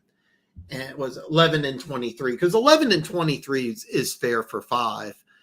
So if you're wanting to leapfrog New England and get the number 3 spot, or maybe the number 2 spot, you have to give up next year's number 1. The Chargers may be able to do both first round picks this year, which by the way, if the Chargers did that, I still think they would get creative and try to trade down because they want to load the roster with Michigan players. But top 10, they have enough. Top 3, next year's number 1. That's the way I see it. The Homeland has some really great thoughts here. Wanted to get your thoughts on the lack of activity within the Patriots free agency this year. I feel like us re-signing key players was a big hit, and I feel like we're leaning towards drafting our quarterback. Keys, what are your thoughts here on the Homeland's take? Yeah, I think that there's a sense to where it makes sense, right? Like you have to make sure you get your quarterback. You don't want to go out and I think in one sense, maybe it can work, maybe it's a little tempting to go out and get the team around and then go get your quarterback, but you almost have to get a veteran if you do that, right? Like we kind of talked about, I think it's better get your quarterback. You're going to learn pretty quickly whether the young kid has the it factor or not. And if he does, right, Texans, some other teams in the past, like you surround them with weapons, you start to build your team, I think, more quickly then because you have your quarterback on his rookie contract and your next 3 or 4. I mean, you could even say your next 5 or 6 years, right? Because you get to year 4 and you're negotiating off of the 5th year. The first year or two of a lot of these contract extensions for quarterbacks are like $1-2 million base salaries, and a nice hit of signing bonus, right? And so, that's making up a decent sized chunk of what they get. Or, I think it's better probably if they do roster bonuses that second, third year or so or whatever, because then you can convert it and then you can start when that signing bonus hits that second or third year. So you find out if you got your guy to go that route, right? Like your Herbert or your Burrow or Hurts or whatever. And that's when I think you really start building that team. When you've got that guy, when you've seen he has that, that leadership, that you can build off of. And, again, we don't even know what Mayo is going to bring to the Patriots. We think we know, but we don't know. So I think in that sense, you get to see, is this your guy at quarterback? Is this your guy at head coach? And you kind of get that blessing of a year or so before you start to really go, head first into free agency.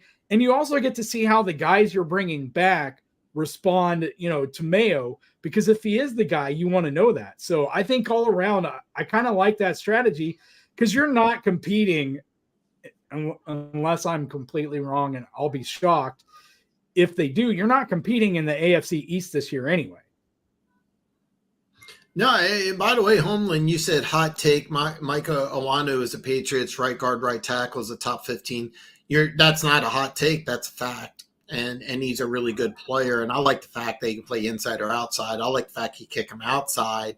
And if you can't get Trent Brown, back at a decent contract, then you're in a good position that you could draft the left tackle in the draft. I actually really like what the Patriots have done this offseason. And you also hit base on this because you signed Jacoby Brissett. You draft quarterback at 3, and you'll be able to find out right away if he's the guy. And I thought it was a real smart move of the Patriots just re-signing their own guys. By the way, you're getting this is like my 15th name freeze. Your rookie corner who looked amazing the first couple of games of the season. He's coming back from injury. Yeah, Gonzalez. He looked phenomenal. I'm watching him his first couple games. I'm like, what the fuck? Because 2 years ago, Sauce Gardner, he was drafted. He was 3rd pick overall. He looked like he was the best corner in football. Christian Gonzalez. I looked at his first couple games.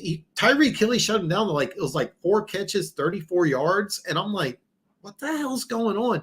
When he went down, the Patriots defense kind of started to slide a little bit. But you get another name freeze. I'm forgetting the guy you got from Baltimore. Anyway, you got several players coming back from injury on defense. I love what you've done in free agency, and you're right. You're definitely taking a quarterback, all right? And I'm gonna level with you. I think it's Drake May. I really do. I think Drake May is the guy that the Vikings want. I think he's the guy the Patriots want. I think if the Bears take Caleb Williams at 1, he's going to be the guy Washington takes it too. And I think that they're talking up Jaden Daniels, they're talking up JJ McCarthy, but I think Drake May is really the guy. Matthew Judon, yeah, that's the guy I was thinking. I really, really think Drake May's the number 2 guy because the ceiling is so high. And somebody told me that he's mocked. Somebody put, I think it was Bucky Brooks. He said that he's like Justin Herbert. And ever since I've heard that, like I've had that mock in my head. Like this is a guy that can do everything Justin Herbert can do. And I like the size. I like the arm talent. I watched Justin Herbert quite a bit in college, and I thought Justin Herbert was way more consistent because with May, I see like these flashes. And I talked about this earlier. The flashes are what you gauge on. His flashes are as high as anybody in this draft, even as high as Caleb Williams. It's just that you don't see it as much. So getting some stability around the team and then adding the quarterback with Brissett, I think would be smart. But I really do. I think Drake May is I think I shouldn't say easily, but I really do. I think he's quarterback number 2. And it kind of sucks because there's all this talk about JJ McCarthy. I didn't see it watching him this year. Jaden Daniels has the best tape, but he looks like he's 175 pounds. I don't care what number you give him. The fucker looks skinny. He does. He looks skinny. All right. So, but yeah, Perry, to answer your question, I think it's Drake May. I honestly would not even be surprised if New England trades from 3 to 2 in this draft to get Drake May. That's what I think. Keys, what are your thoughts, man? Am I way out there in left field or? Dan, I don't even know. Okay. Perry says, "Does any team trade up? It's possible. It's hard to say, but I do think. By the way, I think Joe Alt goes top 10 easy. And by the way, the Jets, I don't care what they gave Tyron Smith. If Joe Alt's available at 10, they'll take him. So, all I'm going to say is that I know there are videos out there of Joe Alt hitting the bong and stuff, and those need to hurry up and surface. I don't think he's a draftable player until at least maybe like 32. Oh God! Another name for you. Who's the Texans left? Laramie Tunsil. Yeah, that we need one. Can somebody Photoshop Joe Alt with that? Do you remember that he had that gas mask? And here's what hurt his draft stock is that he's in his Ole Miss dorm and he goes, "Yeah, this was like in high school or something." He's got full beard. I think there's an Ole Miss jersey in the back, and he's like, he tried to play it off like it was from high school. And it's like, yeah, you're in your dorm room. We can kind of tell. Perry asks, is there any quarterbacks in the late round that could develop into us? I don't know how late he's going to go because I'm hearing teams are falling in love with Spencer Rattler, who could go second, third, and he's got to go to the right system because I don't like the arm strength at all. He's got a weak arm, but you put him in the right spot, I think he could go really well. I heard some talk that he was going back to Maryland, which I should know this, but Tua's younger brother looked really, really good. But I think he went back to college. So, Homeland says, "What about our lack of receivers? We really haven't done that much in the field aside from re-signings." And I'm going to answer this first, and I want to get Keys' opinion. That's what the 34th pick in the draft is for, and this is the perfect draft. You get your quarterback at 3, you get your receiver at 34. There's going to be a receiver that free falls in this draft, and seriously, the kid who ran the 4.21 will be available. After he broke the record, people put him like in the first round. No, he's going to be available in the second round. If you want to go speed guy, but you did that in Tyron Thompson, that hasn't panned out. Donde Mitchell may be available. Xavier Legette may be available. Troy Franklin out of Oregon may be available. There's There's so many receivers. So I don't care because I'm probably going quarterback 3 receiver at 34. Keys, what are your thoughts, man? Yeah, I mean, I think it's best just to trade up to 32 so you get that 5th-year option for your quarterback. By the way, I wouldn't be surprised if Kansas City trades up in this draft, or maybe a tackle that free. You never know. This draft's going to be a lot of fun. But as far as your lack of receivers, it wouldn't even be surprising if New England trades back into the first round, and 32 might be a perfect spot for them to get a receiver. So I actually, I'm going to tell you something low key. Homeland, I really, out of the AFC teams, I like what the Patriots did quite a bit. What a great question by Keys. What AFC playoff teams had the best off season so far? Oh man, Keys, what are your thoughts on your own question, man? Or do I have to go first, man? Obviously, I think Kansas City had a good one. I also think the Jags sneakily had a good one. I don't know if it's enough though, because I'm not sold on Lawrence like you are.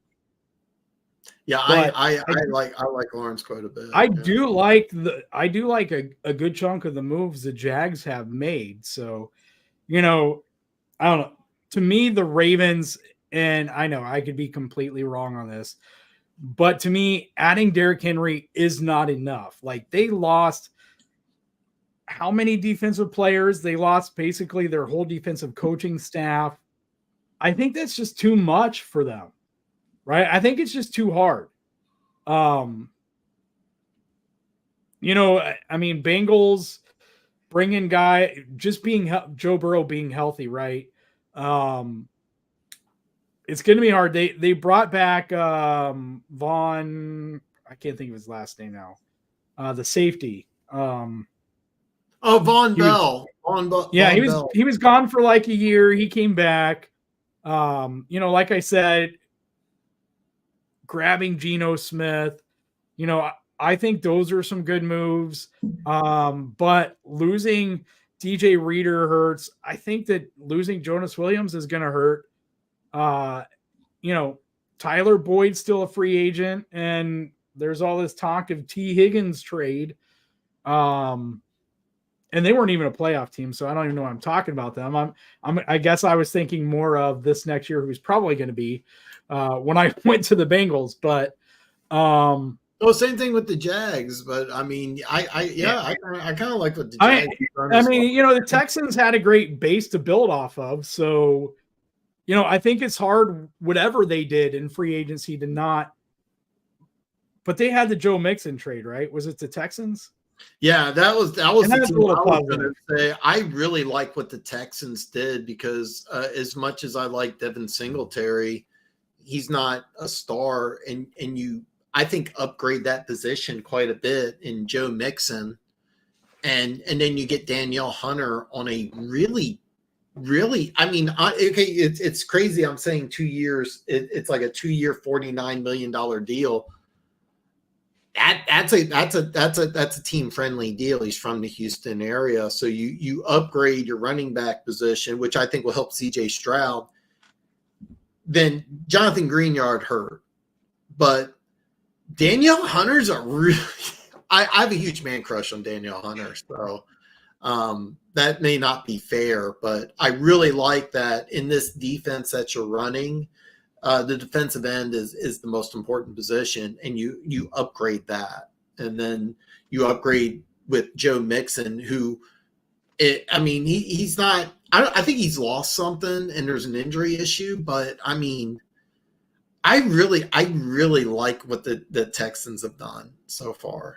Yeah, and again, it's been pretty easy for them, right? Though, because they nailed some draft picks, and they nailed their quarterback pick, and they were looking like a pretty good team through a half of playoff football, and it just seems like a lot of the teams in the playoffs from the AFC side took a step or two back. I already talked about the Dolphins, the players that they lost on the defensive side. I already talked about the Ravens.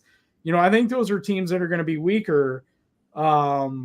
The Bills had, I mean, they lost what? They lost Tre'Davious White. Now, he was injured most of the season, but they lost their starting safeties. Mitch Morse, their starting center. God, who did Mitch Morse go to? Did he To go the Jags? to Jags? Yeah, that was a really good pickup for Jacksonville.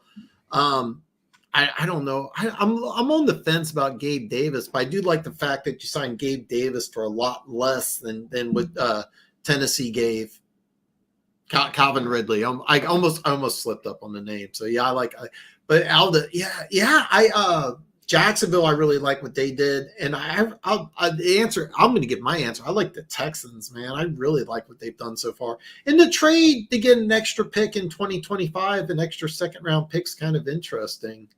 We'll see what happens. By the way, Keys, I have not heard this, that the 49ers are willing to listen for trades to Debo and AOC. I'll be honest with you, AOC, I wouldn't believe that at all, because they signed him to a deal this offseason. Debo makes a lot of sense because it's the bigger name and he can't stay healthy. And you're going to have cap issues. So Keys puts down thoughts on the rumors trade that the 49ers might be willing to listen to trades for Debo and AOC. AOC, no, but Debo, I've not heard this, but this kind of makes sense. No, so Ayuk is only under contract through 2024. And if they were to trade him, they would have no dead cap from that. So they would get $14 million. Man, I thought they re-signed AOC this offseason. I thought they gave him an extension. But if that's the case, then yeah, he's definitely I actually tell you the truth, that would be a lot of fun. Yeah, there's been rumors from teams between the two. It's been teams like the Jags and the Panthers. I'm sure there's a few other teams that I'm forgetting, but definitely some teams out there. And it's like, I don't know why we're going after 12 different receivers, but you can only throw the ball to so many at one time. But those have been kind of the rumors, and I think some of it with Debo has to do with how he hasn't done great against man. He hasn't been able to really beat the press. And so they kind of relied on him there at the end of the Super Bowl, and he wasn't able to. He just, seriously, a lot of it has to do, guy just can't stay healthy, and that's a big part of it. Perry, are you talking? Perry asked, are there any second or third level wide receiver? Are you talking about in the draft or in free agency? Let me clarify that, and then me and Keys will dive into that. Keaton talks sports. Sanders a chance the Pats trade back with Minnesota. Vikings takes Daniels or May at 3. Pats say, yeah, and that's exactly what I think too. I think if the Pats, for whatever reason, want to pass on a quarterback, or they could be like me and have a major man crush on Michael Penix, and they think Penix is the guy. I absolutely think that could happen, is that the Patriots could go 11-23 in next year's first round pick. And by the way, if Minnesota does that, they better, like the first practice, that quarterback better be the guy. So do Denver, LA Chargers, and Las Vegas improvement much so far? We have to wait until after the draft. Keys, what do you think? Are you scared of any of the AFC West teams and what they've done so far improving their team? Yeah, well, I mean, technically Denver improved by getting rid of Russ. But, again, it'll be interesting to see if in Denver and even in Buffalo, right, the move to get younger on defense will pay off. Listen, I think Vegas, the offense is still a work in progress. You just cut Hunter Renfrow. Josh Jacobs is gone now. You have Devontae Adams. Aiden O'Connell probably isn't the guy, right? So the offense needs some work. But yeah, I love Christian Wilkins. So I hate it, but I love Christian Wilkins. Christian Wilkins and Max Crosby on that defensive line, when Max Crosby was already eating without that kind of guy in the middle, And, from everything I've heard, I just heard something earlier today about how Crosby has been like texting Wilson like all day, every day, right? Not only taking him under his wing, like playing, but is like texting him like every day, like, what did you eat for breakfast? What did you eat for lunch? What were your meals today? And so I think that defensive line for the Raiders is going to be somewhat terrifying. Now, you lost to Meek Robertson and, other pieces there, but I think there's enough for the defense to take a step forward. It's just going to be how much of that offense can Devontae Adams manage to generate, because it didn't look like, even with the pieces they had last year and before, that he just doesn't look like he can be the dude. And I know it sounds weird for a guy who's like one of the top route runners and receive, overall receivers in the NFL, but he just doesn't look like he can be that 1A guy. Yeah, I mean, Perry, I think Denver and the Chargers are in rebuild mode, to be honest. I think the Raiders are the only team I could honestly say maybe have gotten better, and I think it's maybe because who knows what they're going to do at quarterback. So I think we're at the wait, because I really do think the Chargers are going to be very fun in this draft. I think they're going to try to trade down quite a bit. And Denver and the Raiders, I have no idea what they're going to do. But I'm thinking one of these teams, maybe both of them, take a quarterback in round one. So Perry asked, what do the Ravens do in the draft? And I'm gonna start off with this. Probably take an Alabama player. No, I'm joking.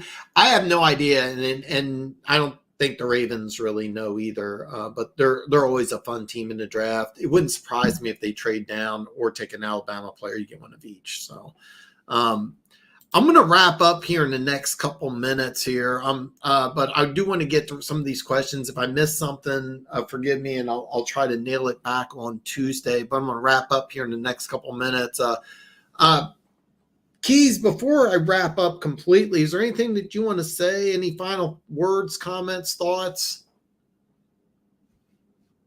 Keys, I got you on mute, brother. Sorry, okay. I think I said about 20,000 words tonight, so I might have overhit the quota. Keaton Talk Sports says also, if the Chiefs three-peat, it wouldn't surprise me. I don't think Derrick Henry is enough to beat Kansas City. Buffalo lost a lot. Baltimore lost a lot. I'll be honest with you. I think the Chiefs. I would look at teams that didn't make the playoffs. I would look at maybe Cleveland. I would look at possibly Cincinnati. I would look at the Jets as teams that would be a threat, but Baltimore's still going to be tough. Buffalo's still going to be tough. So yeah. At Keaton, would help the Pats the most? Oh, that is a great question. Trading Debo and any other wide receiver, yeah, it does. And they gave up a 3rd round pick for Chase Daniel, so it was. I thought I know Debo signed the extension, but I thought they signed Ayuk, so I was wrong there. Kind of hard to pass that up. Pat said maybe more fixing it. You know what, Keaton? I really think that what the Patriots have done in free agency and the players are getting back on defense, the defense is going to be just fine. Offensively, you re-signed all your best players. You put a quarterback there, you're not going to be contending for the AFC East, but I think you're going to be in a lot better shape than you might think. And by the way, if they get a stud receiver who should have gone in the 1st round to get him in the 2nd round, you get a stud wide receiver and a stud quarterback, they may be in better shape, but I don't think that they're a threat. I think they may be another year away. So Key's getting